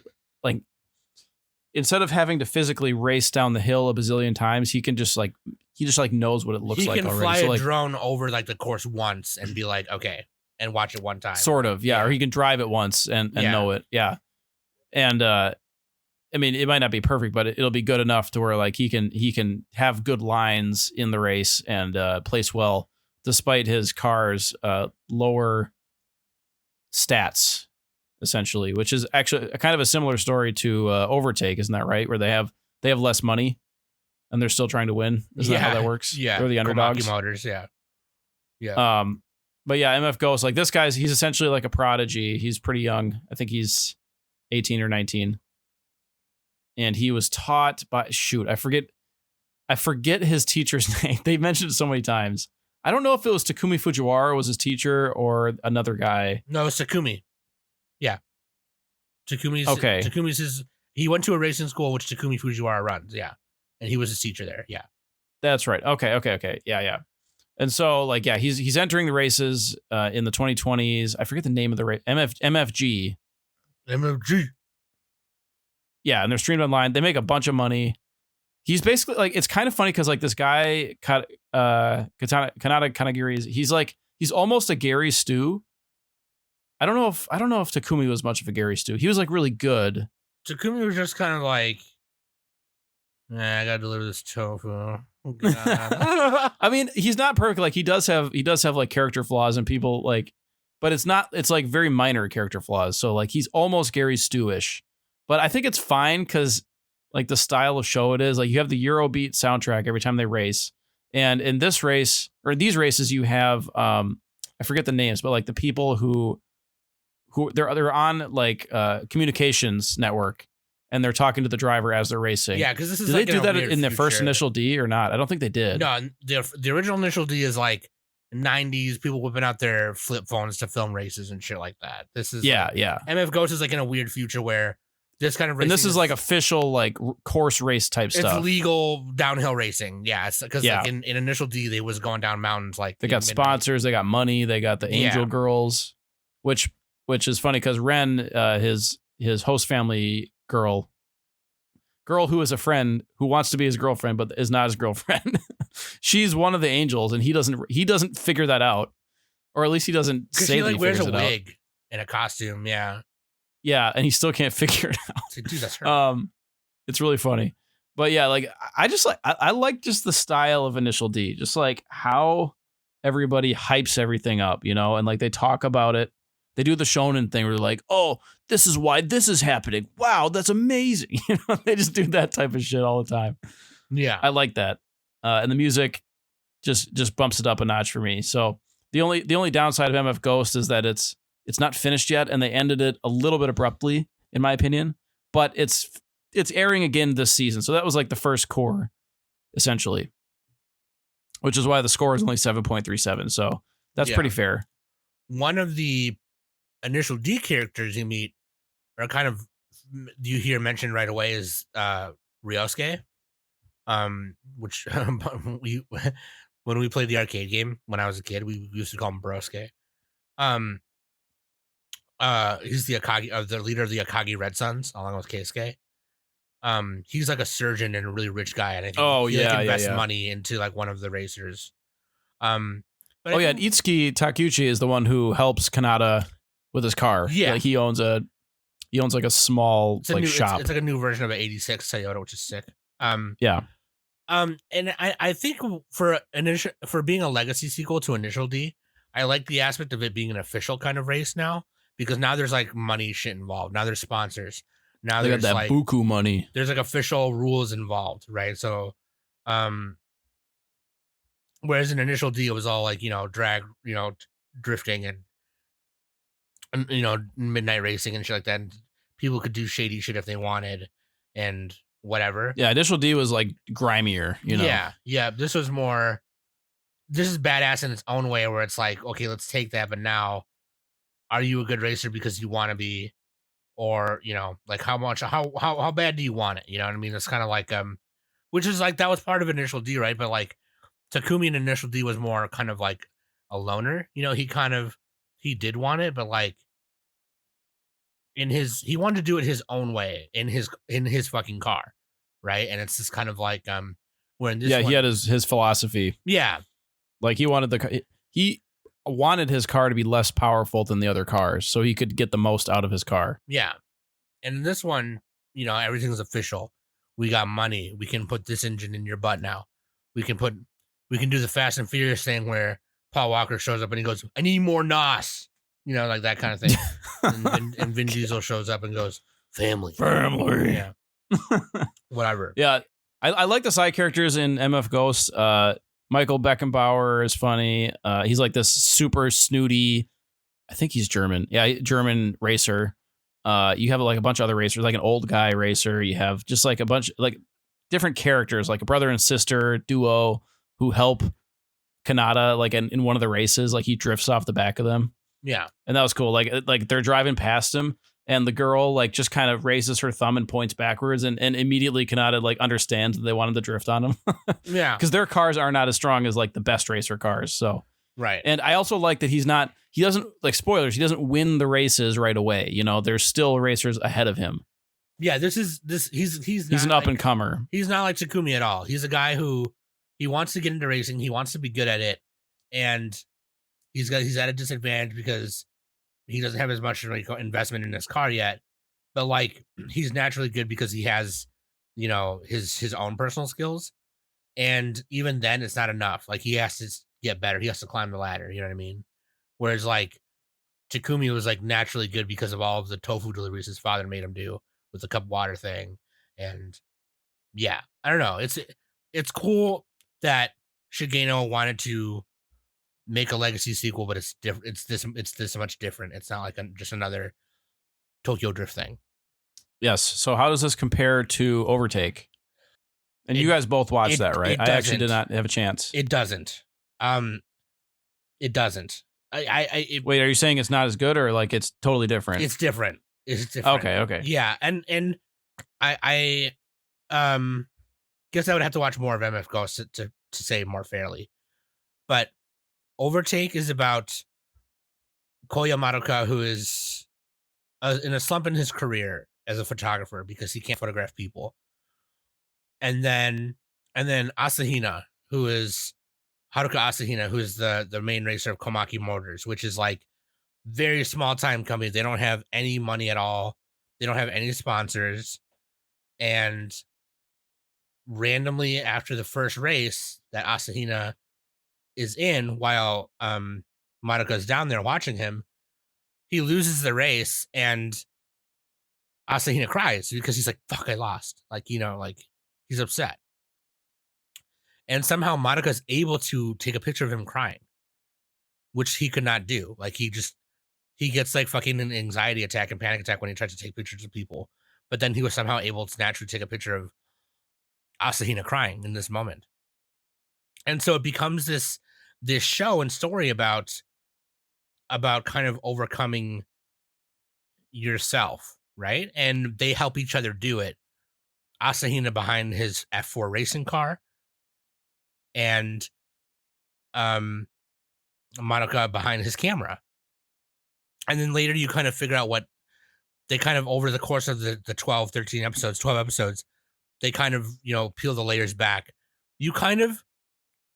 They're peeling the layers back of each other, and you're watching them do it in real time. And it just becomes this really cool story of like, I've always personally believed in it took me, and I'm not trying to be corny or like philosophical all of a sudden here, but like in like my 33 years of life, it's taken me, I want to say it's taken me 25 or 26, 27 years to realize like that sometimes when you're doing something for you, you tend to like beat yourself. I tend to beat myself up a lot if I fuck something up. Okay. And apparently there's a term for it, and I don't know what that is. But sometimes your biggest like critic and your biggest enemy is you. Like you're getting in your own fucking way because you're all like, oh, well, I don't like how I drew Nick in this fucking panel. He looks terrible. It's bad. I don't want to draw anymore. Or I hate the way that I recorded that soundcast. I'm gonna fucking redo it, and I never redo it because I'm afraid to go back to do it. It's like I'm the one being in my own way, right? So it's just kind of like, it's not that Madoka doesn't want to take pictures of people. He wants to get back into his career and do his fucking thing. But this thing is stopping him from doing it, and he has to figure it out. And at some point, you can't just sit there in your own shit. You got to figure it out at some point, right? And I'm not saying you don't have to. You can stew in shit forever if you want. And well, you know what? You totally could. But some people do, and some people do, and that's fine. It's not a good idea. It's not a good idea, but like I'm not going to judge you. But in this case, I'll judge. I'm just not going to do anything about it. In this case, it took him being inspired by Haruka's racing for him to start doing it. And sometimes having a little help to get over yourself there's nothing wrong with that. You know what I mean? And they needed each other, and they found each other in this weird way. But that's what makes the story fucking cool, because it's not like these two similar things, right? It's professional photography and F4 racing. You know what I mean? And it's like they somehow made this really cool story about this F4 racer and this photographer getting to that goal, getting to that spot. And they're just like, I won't say how. I think everyone should just watch it. But Danny, what did you think? I talked too much. I loved it. I loved that it wasn't, I mean, I do enjoy sports anime. But this was different. This was a love for a sport that you're passionate about, and also it's about a photographer who has an art, and he's struggling on breaking a PTSD that has happened and pretty much tainted his career. And Like, he's trying. And I didn't say it. Sorry, Dan, to interrupt you, but that's like his livelihood, by the way. Like that's yeah. Yeah. Like that's how he makes his money. Yeah. So. Sorry, Danny. Go ahead. No, you're good. Yeah. Like this is everything and anything that I want in a show. And it did it well. And also like the camera angles in this were phenomenal. The CG animation for all the cars were great. They didn't look weird or anything like that. They didn't look out of place either. This is, you can just tell that the staff cared about this material and they wanted to send a message out, and they achieved it for sure.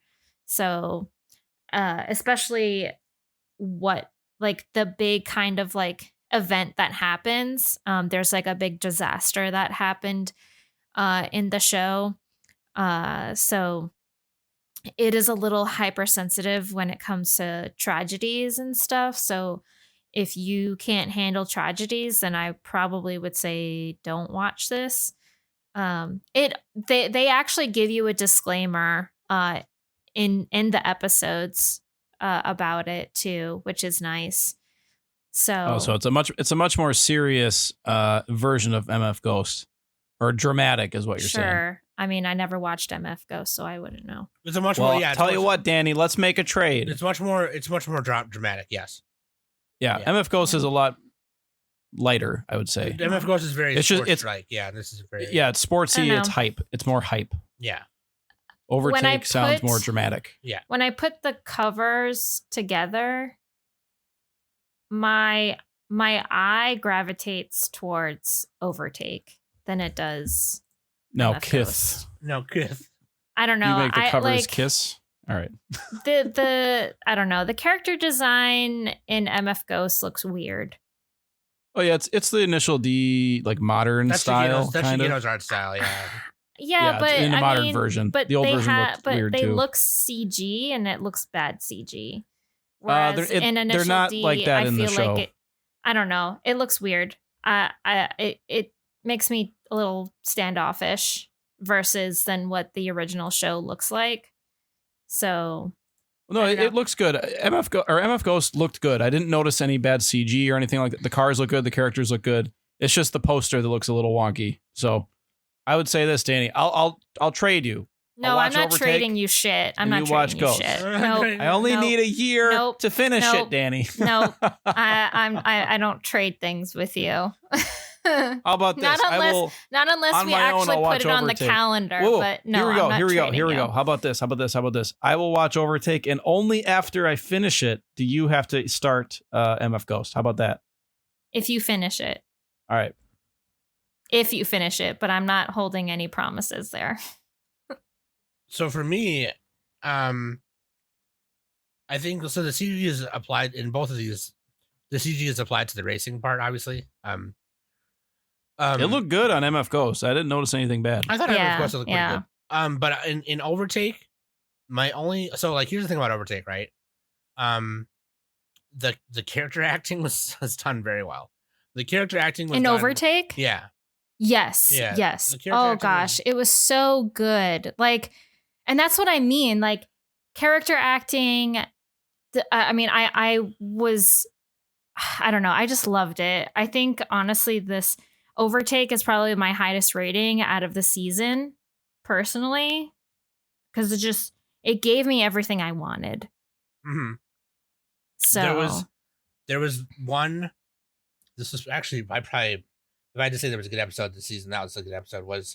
There was one episode where they were concerned about the rain because oh gosh, oh yeah, because of an incident of a racer crashing in the rain, And so I was Yes. like, well, do you want to put your rain slick wheels on? It's like, no, it'll be fine. And they animated all of the rain hitting the helmet and going backwards, like crawling Mhm. across the helmet. They animated each drop, and not in a repetitive way either. And it just looked really good. It was really Yeah. nicely well done. This is art. Like this is everything about the show is just art. Like, With an E at the end of it. sure. Arty. Yeah. Yeah, Yeah. it was Sure. it was very good. And so aside from the story and that, like, the only complaint I really have about it is when they were racing, other than that rainy race, when they were racing, you know, obviously it's always in the morning, right? So a lot of the backgrounds when they're racing was like, it kind of reminded me of Dreamcast brightness. Like, they didn't change the brightness or tone of the sky often. I don't know. I wasn't paying attention to that too much. Not gonna lie. It looked like a very polished Dreamcast game. Like, it was just like racing game, and it just was kind of like, the CG of the car looked really nice, and then going down the street or the course was really nice, but like the grass hills in the background and the clouds look very they should have put like some filters over it or something to make it look more realistic, I think, when everything else looked as good as it did. And then you have that, it just was kind of off-putting. But I aside don't know. from I that, didn't see that. aside from that, I do love it a lot. I think it was a great story. It looks really nice. It was done very well. And you know, the last thing this person directed was, I think, It Invaded, and I didn't like that show too much. Like, I thought that show kind of sucked. So I don't know, man. Thought it was pretty good.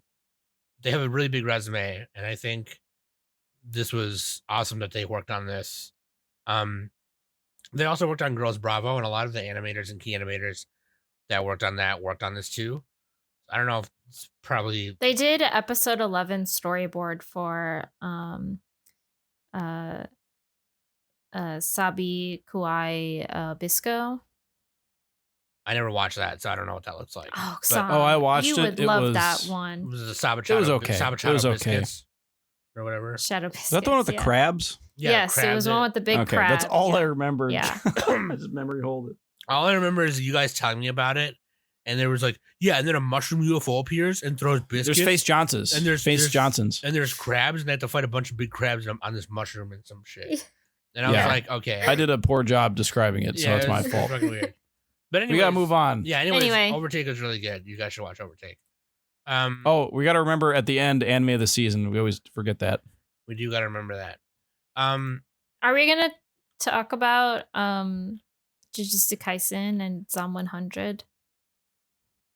So Yes. the next one I watched was Shy, and I don't really have anything else to say about it. I didn't finish it, and I feel like I should finish it before I say anything about it. I just will tell you it's not what I expected, and I kind of am getting bored. I'll just say that.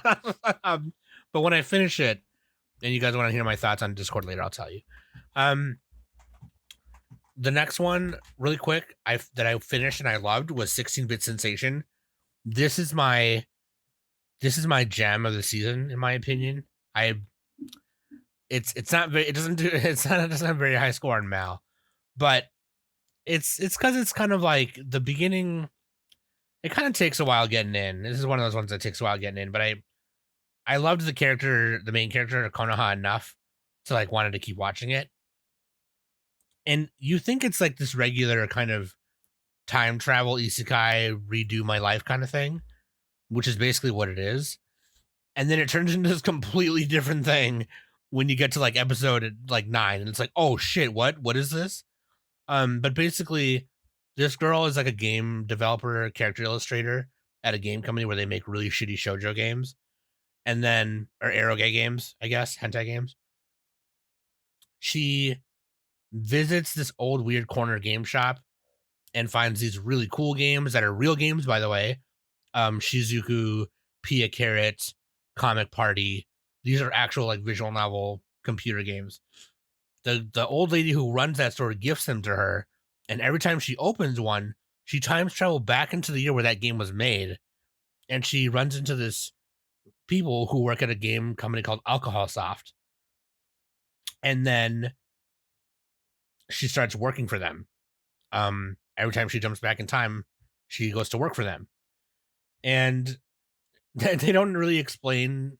She doesn't really explain why her showing up there is so sporadic.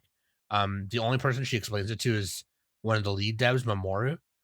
And anyways, some chicanery happens, and Type Moon and Nitro Plus and Aqua Plus no longer exist, and some other bullshit happens, and I honestly don't want to say it. It's got a weird twist at the end.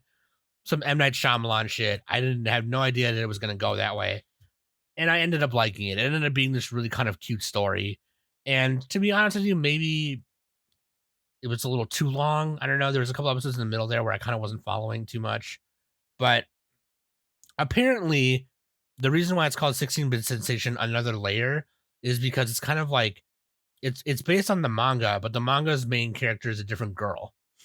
And this is like a different what if kind of version of it. And that's why it's called Another Layer. So apparently the manga that it's based on is different. But if you are into cute girls drawing cute girls, or if you're into the cute girl into cute girls character type, like this is the main character is that pretty much. So anyways, I liked it a lot for what it was. Character designs look really nice. Art was inconsistent. It didn't look the best, but it was still very fun to watch. And yeah. Anyways, let's move on. Oh, I think we just have the returning stuff, right? JJK and Zom 100, right? That's what I thought we were going to do. So I didn't finish Psalm 100. But Jujutsu Kaisen. We got to talk about it. Like, this is the time to talk about it. Fucking second season, 8.89 on Mel. That's a pretty high score. I did not think they were going to get as far as they did. And I have to remember that Gege has so much explanation and exposition in his story that in the anime they can cut some of that fluff out and explain it better, you know? I was afraid that Goshizono replacing Sung-Hoo Park as the director was going to have a negative effect. It did not. Pretty good. And so the first 5 episodes are the premature death arc. And then the next 21, 22 episodes are the Shibuya incident. Which is basically, it's similar to the Chimera Ant arc in Hunter x Hunter a little bit. You could say that. You could say that. I would say the next arc more so. Because it takes place in a short amount of time. There's a bunch of different characters happening at once. It's not the same as Chimera Ant. They don't do it the same, but it's reminiscent a little bit of that. Yeah, like the time dilation or whatever. Because there's a lot happening at one time. I think Hunter x Hunter did it better in terms of like the narrator making, like, hyping all that shit up. Yeah. This is said to be one of like this generation of shonen's like top arcs. People loved this when it was happening. I happened to catch up on Jujutsu Kaisen right when this arc was like beginning. And so for me, reading this week to week was one of the most painful things I've ever done. Next to like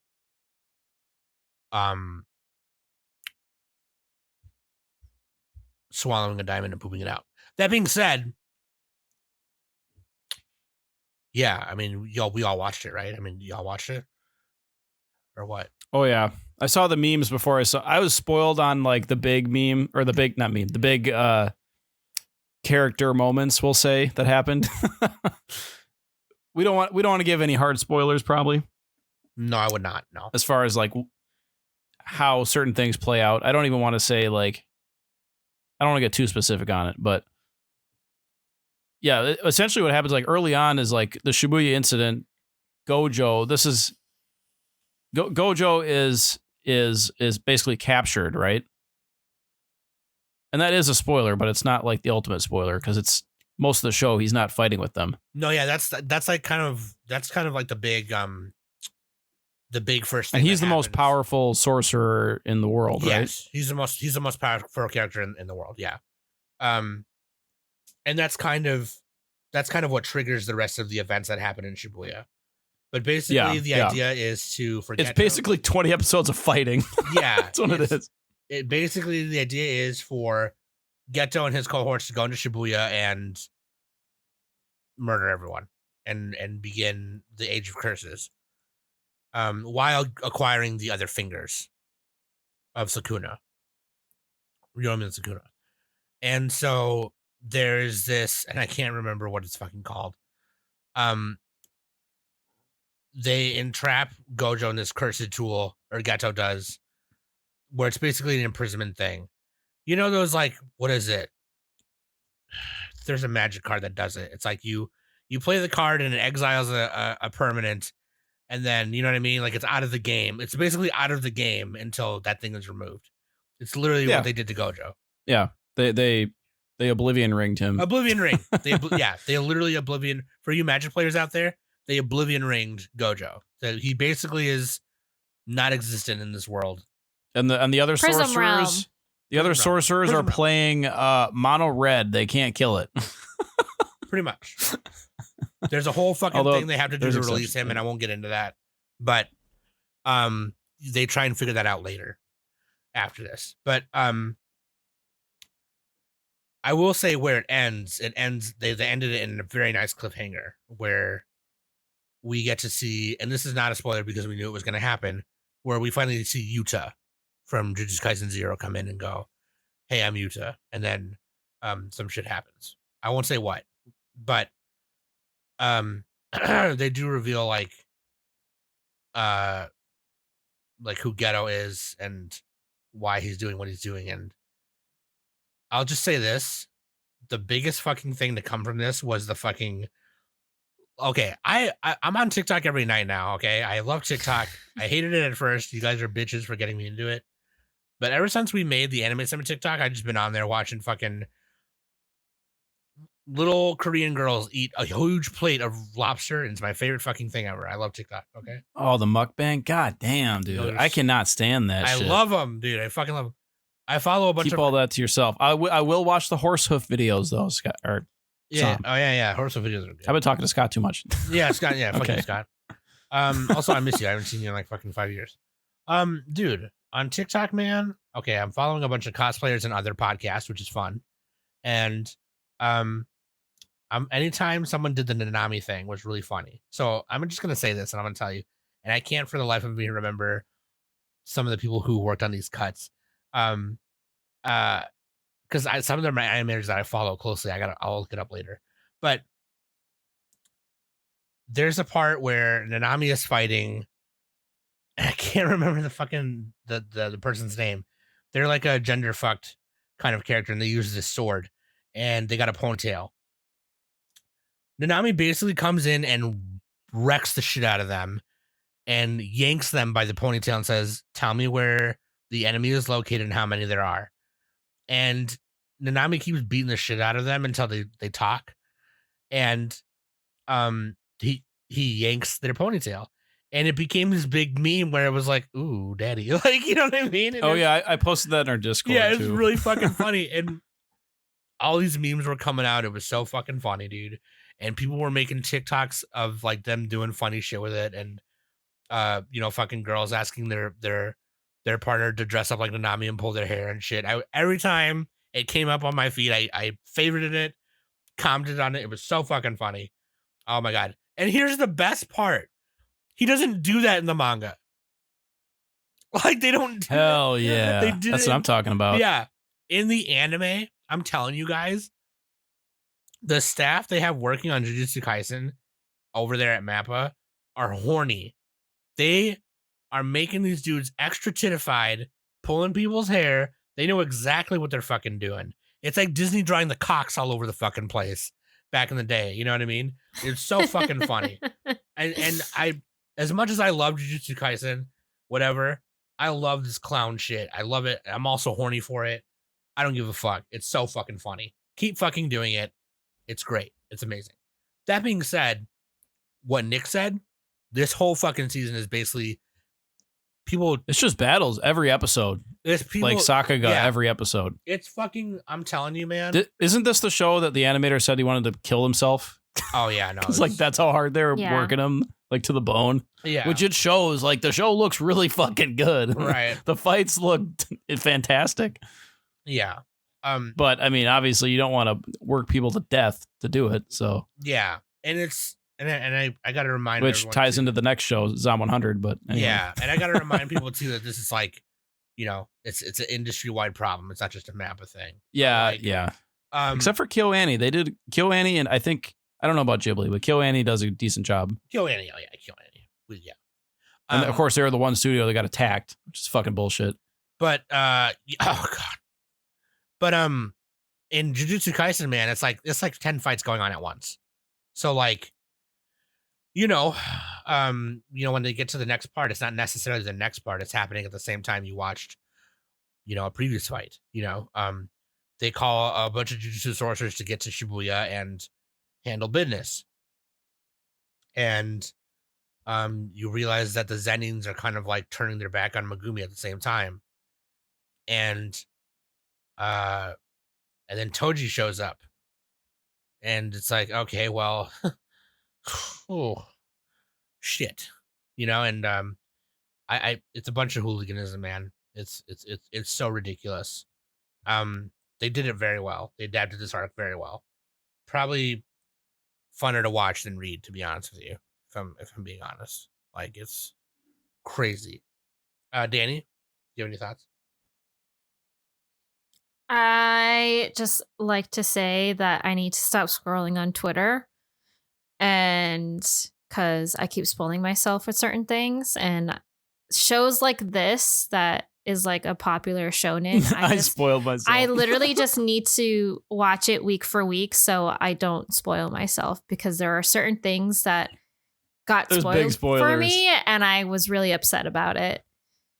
So I mean, it's still it was still good to watch at the time. Yeah, it was like, still fun to actually watch it and everything. It's better to watch this without being spoiled, though. Yeah, and that's what I mean. Even I would say that. I am just going to dedicate myself when it comes to JJK and just watch it weekly so that I don't get spoiled next time. So, but yeah, the memes were really funny. They were really like. I didn't watch any. There's memes. aside from the Nanami hair pulling, and when that actually happened, it was so hilarious because everyone on Discord were all like, particularly Sen, because Sen and I both have short hair, and I think Sen mentioned, "Oh, Danny and me with our turnip leaf heads." And we're just like, it's all like, yeah, we're ready with our itty bitty like ponytails. So you just have to use a plunger instead. That was funny. I honestly think my favorite fight is Sukuna versus Lava Boy. Oh yeah. Oh god, yeah, that guy. That guy was. I wanted him to fucking die. Yeah, it was satisfying. That was satisfying. I'm not saying if it happened or not. I'm just saying I wanted it to happen. I was surprised when I read that part. I was surprised he lasted as long as he did. I was like, yeah, he was such a dweeby character. Yeah, I mean, fucking. He's like, ha. You could tell Sukuna played with him a little bit, which is hilarious. But, yeah, dude. Now I like the. Oh, go ahead. Oh, sorry. I was just gonna say it because I'm caught up in the manga now, and so I was just gonna say now. I think this is when you realize, at least this is when I realize where everyone kind of stands, in terms of like power and how powerful like how things are scaled in this world. It's fucking nuts. You know what I mean? So because they have domains. But then there's it's all about curses and stuff, right? I'm so bad with the power system here. Yeah, no, Right. I still misinterpret the power system often. But yeah, it's basically, I mean, you have curse technique, you have reverse curse technique. You have people who can control curses like Megumi can, and then you have domains. If you're standing in my domain, if I expand my domain and you're standing in it, my next curse technique will like 100% hit you. It's like a for sure hit. Yeah. Oh, like that one. Oh, who it was the old guy? He had like the 24 frames domain or whatever. Yeah. Where he would have to move within the frames, but it would like make it time slow down for the other opponent. And he's talking about like animation and stuff. He's like, oh, if your TV is set up wrong, you get the soap opera effect, and I hate that. Yeah. That was cool. You'll start to see like later in the Calling Game arc, which is after this one, how crazy people's powers are. There are some powers out there that are like, what the fuck is this and what's happening? And it's just like, it's fucking wild, man. It's so good. But it's you thought that one was ridiculous, like that frame one was ridiculous. It gets way more ridiculous. It kind of works, and it's really weird. It's so weird. But it's also what's cool about it is, yeah, like Gojo and Sukuna and them are really powerful, yeah, whatever. But you also don't know how many sorcerers are actually out there until the Calling Game starts. And so there's always someone fucking better than you, man. There's always someone fucking better than you. And like that's why like this show is wild. It just gets more and more wild after this. Like you thought this arc was crazy. And again, Gege, right? Like he just has so much exposition. And so he's explaining so much. And I was surprised they got to where they got to with this. That they pretty much finished most of the Shibuya incident, if not all of it, pretty much. And I'm worried that when they do the Calling Game, it's gonna take a long time because of how much explanation is in it. But then again, that's just it. It's just a lot of talking, a lot of explanation, and I'm sure they can cut some of that fluff out and kind of explain it better. You could explain it while the fight's happening instead of in between fights, like how Gege does it, like in the manga, right? So it's in between punches, whereas in here you can do it during a punch, right? So I think it'll go a lot faster, and I think people will enjoy the anime more. After watching this, I definitely am enjoying the anime quite a bit more than, obviously I'm in two different spots, but I'm gonna be honest with you, we've been talking for a while and I can't talk anymore. My throat is getting, I'm sick. So, but you guys. So answer me this question: the big muscly guy that Itadori was fighting with at the end. Yeah. Was that Toto? Who was that again? Toto? Yeah, the Boogie Woogie guy. How come it's not showing up on AniList or Mal? That's fucking retarded. Toto-san, the guy who claps, the clapping His guy? character does not show up on the pages for this. Am I spelling? Wait, Oh, they spell it. They spell it all stupid. Okay, they spell it with a U. Okay, that's why it's not showing up. Okay, never mind. Oh, okay. Google spells it with an O and no U's in it. Yeah, he's I like the fight with Toto and Itadori teaming up to fight another character, which I won't spoil, but yeah, that fight was sick. It was heavy, dude. That shit was heavy. That shit was cool. A lot of the fights were really great. The only thing I would say is that there's so many characters and there was so much action happening so fast that or not so fast, just so frequently that there wasn't enough time to sit and stew over everything. But that's part of what the arc was. But I don't know. It was just all action all the time, almost.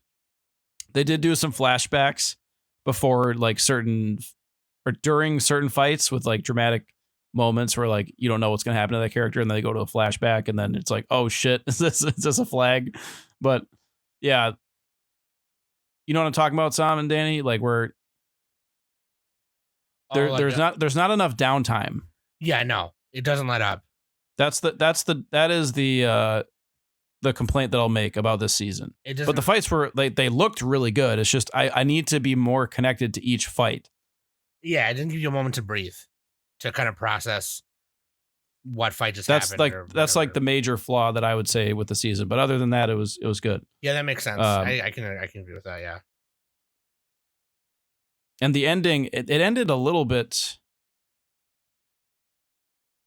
kind of like a cliffhanger style, I guess. It was an abrupt cliffhanger. A little bit abrupt. Yeah, that's the other. So those are the two flaws I would say were in this season. It was still hype. It was still fun. I recommend it. Yeah. Not enough Gojo either. Not enough Gojo, man. Of course, for story reasons, that's he wasn't there. But. Yeah, for story reasons. Yeah, because Gojo, he went in there and started wrecking shop right away, and then people slip up. I'll just say that. Like this is Well, he's not dead. So, I mean, he's not dead. He's just imprisoned. Yeah, he's imprisoned. Yeah. So yeah, that was JJK. Let's quickly move on. Zom 100. All right. I'm not caught up on this, so you guys go ahead and I love the first 3 episodes though. I'll say that there was a lot of delays that happened. I would say, yeah, the delays. I didn't notice anything like really bad as far as like quality. So the delays must have like made a difference as far as keeping up the relative quality of the show. Like I'm guessing that the first couple of episodes looked a little bit better than the rest, but overall I liked the characters and storytelling. I like the themes and messaging. That's really generic, but I think it ended strongly. This is one of the shows that did end strongly. Mm-hmm. Danny, you watched it too? Yeah, I did. So it's the bucket list, right? So it's what's his name? Akira. He has his notebook and he's trying to check things off on his bucket list. And he runs into his friend Kenichiro. He's like this big muscly guy, outgoing guy. And they also run into some other characters. Shizuka, she's like this analytical rich girl. And then later Beatrix, who's like a foreigner. She's German. And they go through and they try to survive and they run into some. No, she's not German. Never mind. I think she's like European, like Swedish or maybe something. Swedish. I don't know. Oh no, her profile says from Germany. Never mind. I was right. Okay. Oh yeah, her name is Ammerhauser. That's fucking German as shit. Yeah. Yeah. But like those are the main 4 characters. Akira is like kind of growing on Shizuka a little bit. Kenichiro, I think he likes Beatrix. I don't know, but like it's just like really funny and also dramatic at times. And when they reach the village of Akira's family, he like talks to his dad and his parents, and he's trying to repay them because that's what part of his bucket list for raising them and stuff. Yeah, because he met along like while they were heading to the village, he met a guy in the forest who was building a tree house, and Akira, he asked like, "Oh, so where's your son?" And like the guy started crying. He's all like, "I saw my son get bit by my wife and I had to take care of them both." And that's when he was like, "Oh, this is why I'm making this tree house, because of my son." And I feel like, and it was talking about like repaying and everything. So that's why like he was so adamant on repaying his parents and like, apologizing to them on like, "I'm sorry I didn't call you or visit while I was in Tokyo," and all that. But his dad was all like, "Bitch, shut up. Like, I don't give a shit if you don't repay me. Like, if you want to repay me, like, it's okay if you want to repay me, like, when I die." So, well, no, he didn't mean by money. He's just like live a good life. Well, yeah, help out your community, but like and also like and, helping his parents, like with washing the dishes or anything like that.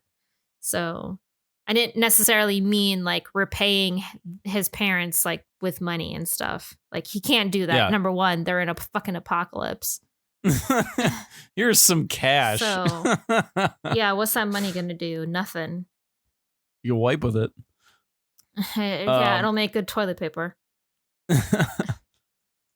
I liked the part with the little girl that I think it's Anju. Her and Kenichiro have like a little thing where she lost her whole family and she's sad and he's trying to cheer her up. And then later she like goes into the barn and she sees her dog humping a chicken. Oh my She's god, the like, dog "No, was humping the not chicken. Right now. Not right now. We gotta go." God, that was like so random. That cracked me up. Another thing that really got me Kenichiro gets naked like every episode. Yeah, like too. he rips his clothes off. freaking undresses every episode, at least once or twice. So I did thought it was pretty hilarious that like when him and one of the like antagonists of like the village were on top of the roof, and like he like fell off the roof with all the zombies, and he just kind of like ran to the freaking like outhouse shitter and like he dove in. Wouldn't that be almost more risky than getting bit? He dove into that shit and he got out and literally his whole entire body was just blurred out. And all you saw was like his eyes and his mouth and hair, and that's it. I was just like, oh my God, this is ridiculous. You would get sick if you did that. You would 100% get sick. And hopefully not badly, but you could get badly sick doing that. Well, it's an anime, so I don't think they were going for realistic situations. I feel like you would want to cover yourself to disguise yourself from the zombies. You want to cover yourself in like mud. Right? Something that's not human. I remember in Walking Dead, the first time they did that, they covered themselves in zombie organs. Yeah, I guess if you smell like a zombie, then that works too. But like regular human, like poopy, I don't think that's going to work. Maybe. Just going to smell really bad. Yeah, well, yeah, you're smelling poop. Smelling caca. Hey. But this is a great show. Heartfelt, funny. Yeah, it was good. Pretty well animated. Hopefully the animators didn't die animating it, ironically. Because that was the whole point of this show. The studio that did it is Bug Films. Bug Films, this is their first time doing handling a show. Otherwise, they were a studio that were mainly people outsourced to them for doing second key animation because they were really good at it. In my research of the studio, because I thought they were a new studio. They've been around for a while, but they've done a lot of second key animation and a lot of stuff we've been watching these past couple seasons. So that should tell you something. That being said, I think I think they outsourced a lot of the first episode. One of them, the big parts of it was like somebody from Kill Annie, I think. Or not Kill Annie, but Trigger.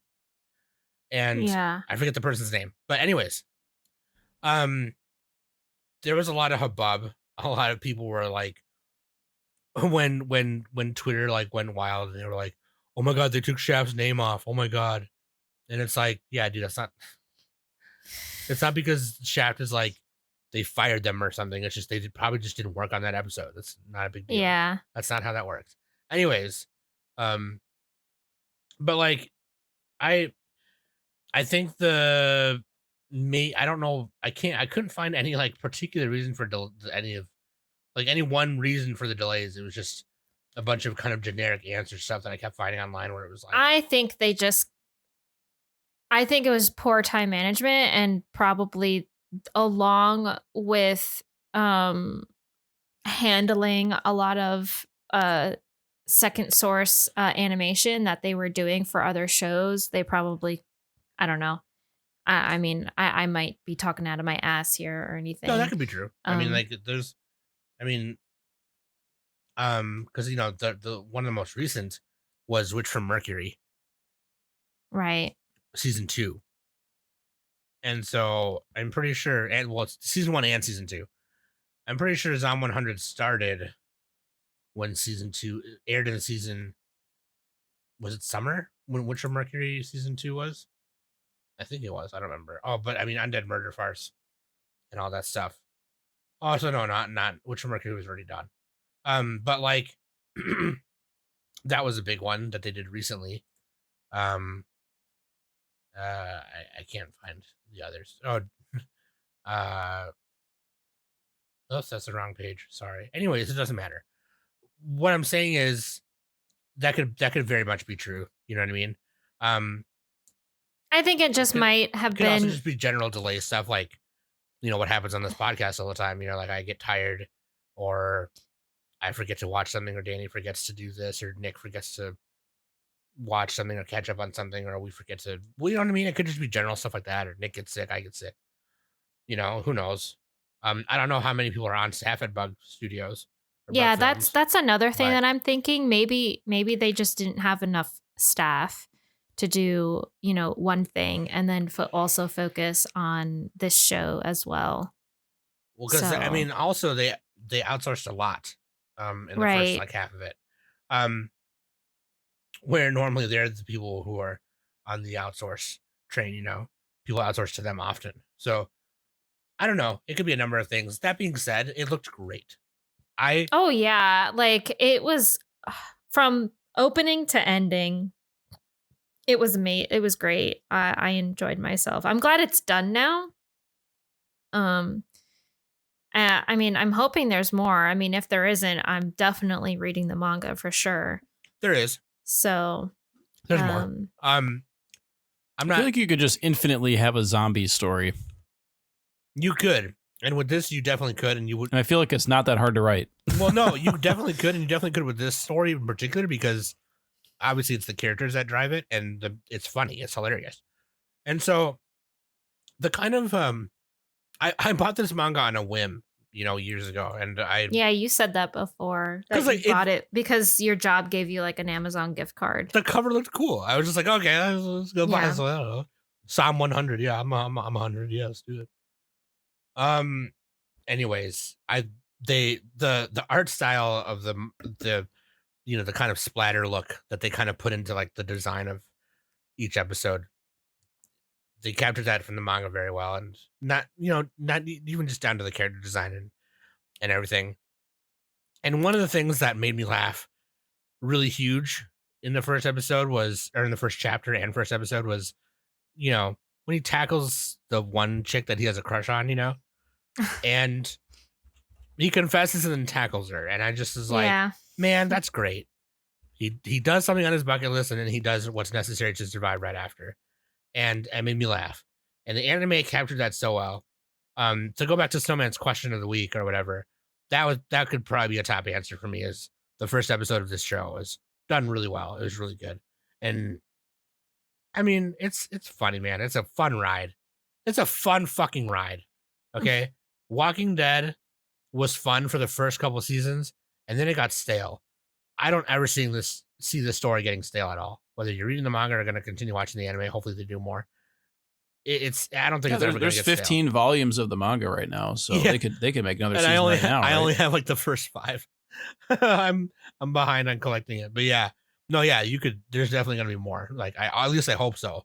I mean, people were upset with how many delays it had, and because usually it's about a chapter an episode, right? Give or take, something like that. Maybe 2 chapters if they're going quicker. Well, what sucks about it too is that it's only on like Disney Plus or something, some bullshit like that. No, it's on Crunchyroll. It's on Crunchyroll? It's on Crunchyroll, Netflix, Hulu. Oh, I thought it was one of the Disney. I'm looking at the wrong thing, Danny. Thank you. You know what I was looking at? I was looking at it's about 2 to 4 chapters per anime episode, roughly.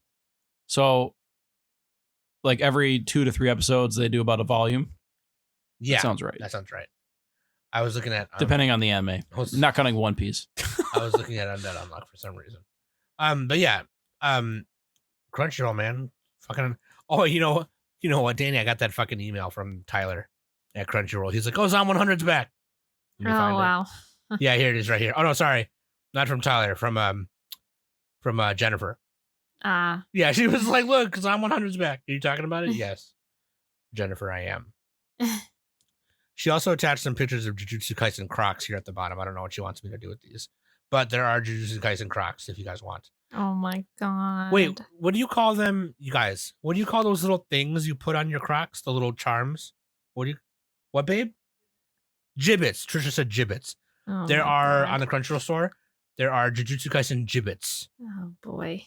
Little Sakuna, little Yuji, little Gojo gibbets you can put on your Crocs. Anyway. Yeah. There's also a Sakuna finger gibbet. So if you want his finger on your Crocs. Do we want to quickly go over our favorite OPs and EDs real quick? And then our anime. Yeah, we're almost done, audience. We're almost done. And then our anime. Yeah, this was way too long. I apologize. Well, I don't think it's long enough, but maybe a little too long for. Well, it's 2 hours 20 minutes. So me personally, I'm running out of steam because I'm sick. But like, yeah, this is a bad night. I fucking felt sick. Right? I can't believe it. Fuck you guys. Let's just do why don't we just do our favorite? Just say both of them, and then we'll go the NSD order in the order it's in. Okay, I'll start. My favorite OP was the Zom 100 OP, and that is named Song of the Dead by Kana Boone. And then let me type in. My favorite ED was the Frieren ED, and that was Anytime, Anywhere by Malay. I always say And Malay. yes. I don't know if it's I think it might be Malay. Milet. I think it's Malay. It might be Malay. Yeah. Those are my choices, and those are objectively correct. You guys can have your opinions, but I'm right. You guys are objectively correct. Ding, ding, ding, ding, ding. Sorry, I'm on the wrong page, you guys. The fucking and you know, I don't know who this person is, but I will be following their work closely because of some of the other stuff they've done. Plus they're working on Gridman.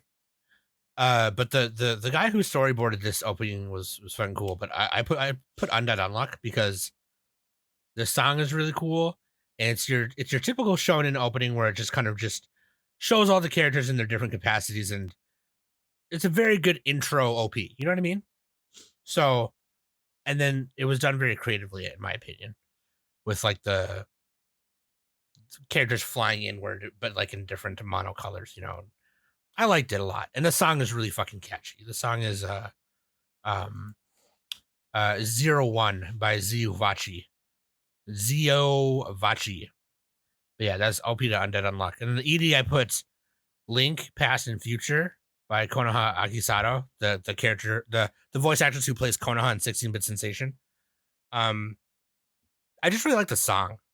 The ED is really cool because like it kind of starts with like them, and it's like Konoha's hand like inserting a really huge like DOS disk into an old computer and starting up the program, and that's the ED you're watching. So that's kind of cool.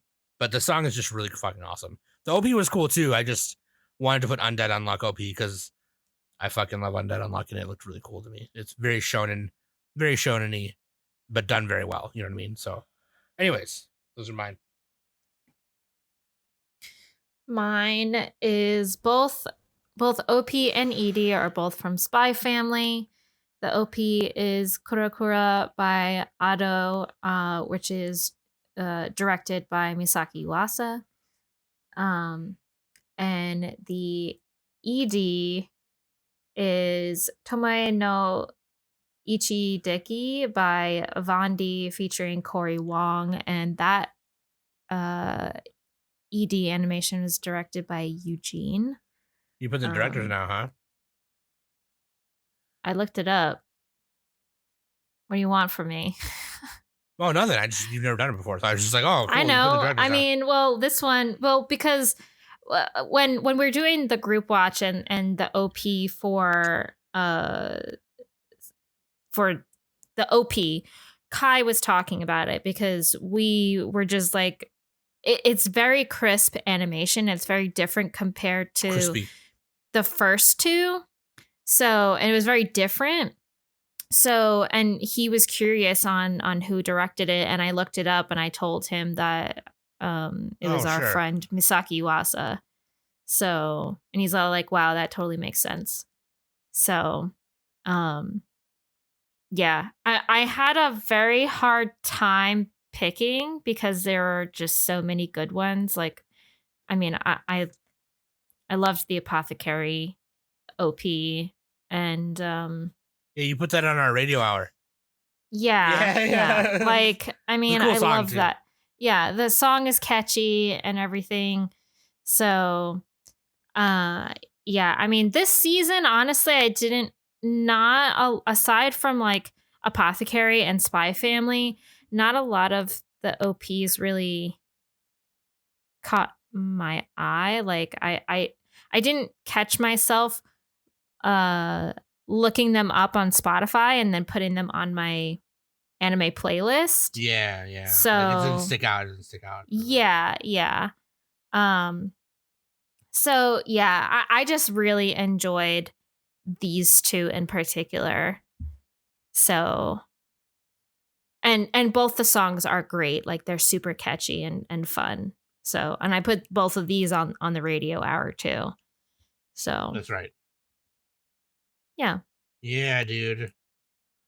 All right, anime of the season. What do you think, Nick? Frieren. Oh, I already said it earlier. That's right, he did say it. And I would say it's not even close. That's my opinion. For me, dude, it's Overtake. Ooh. Yeah, I really liked Overtake. Dark Horse.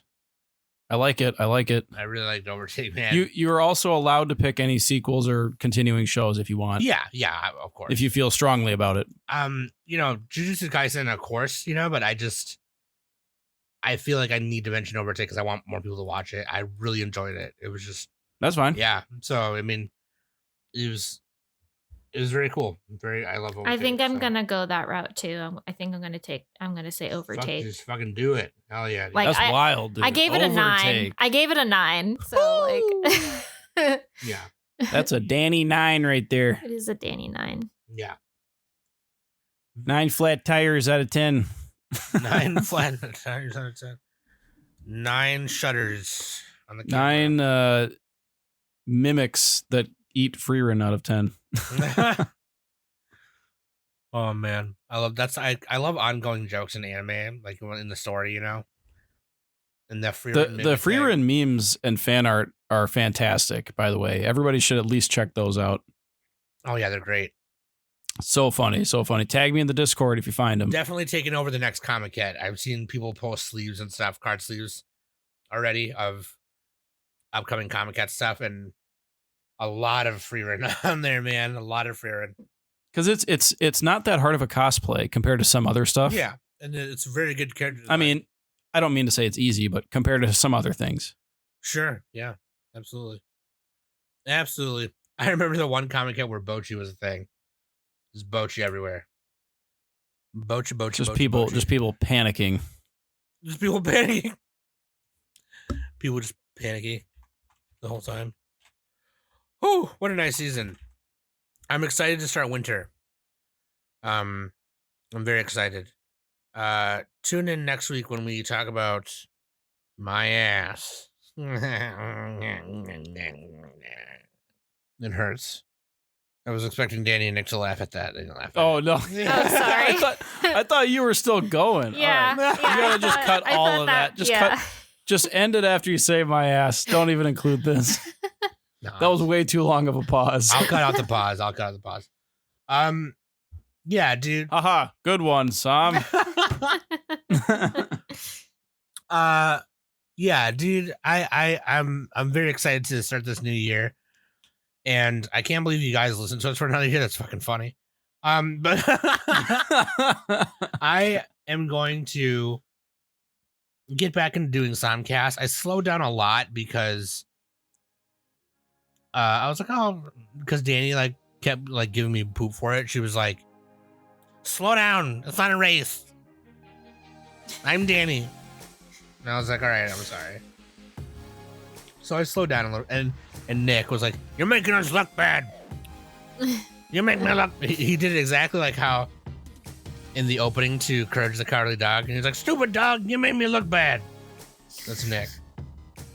And so I slowed down in doing Somcast because I was like, I better wait for Wongus and Dongus to catch up.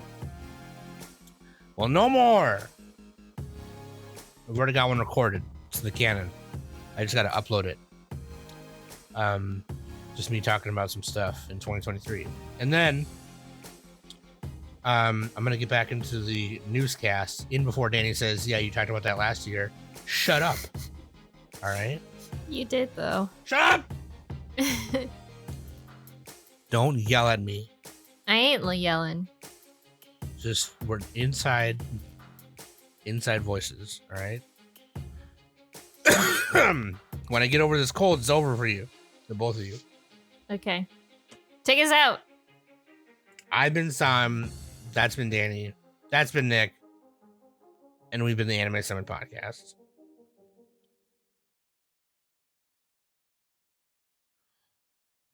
Yeah, you guys, I'm getting really tired high, I think. So I'm starting to get goofy and loopy. I'm glad Danny noticed that before I kept going.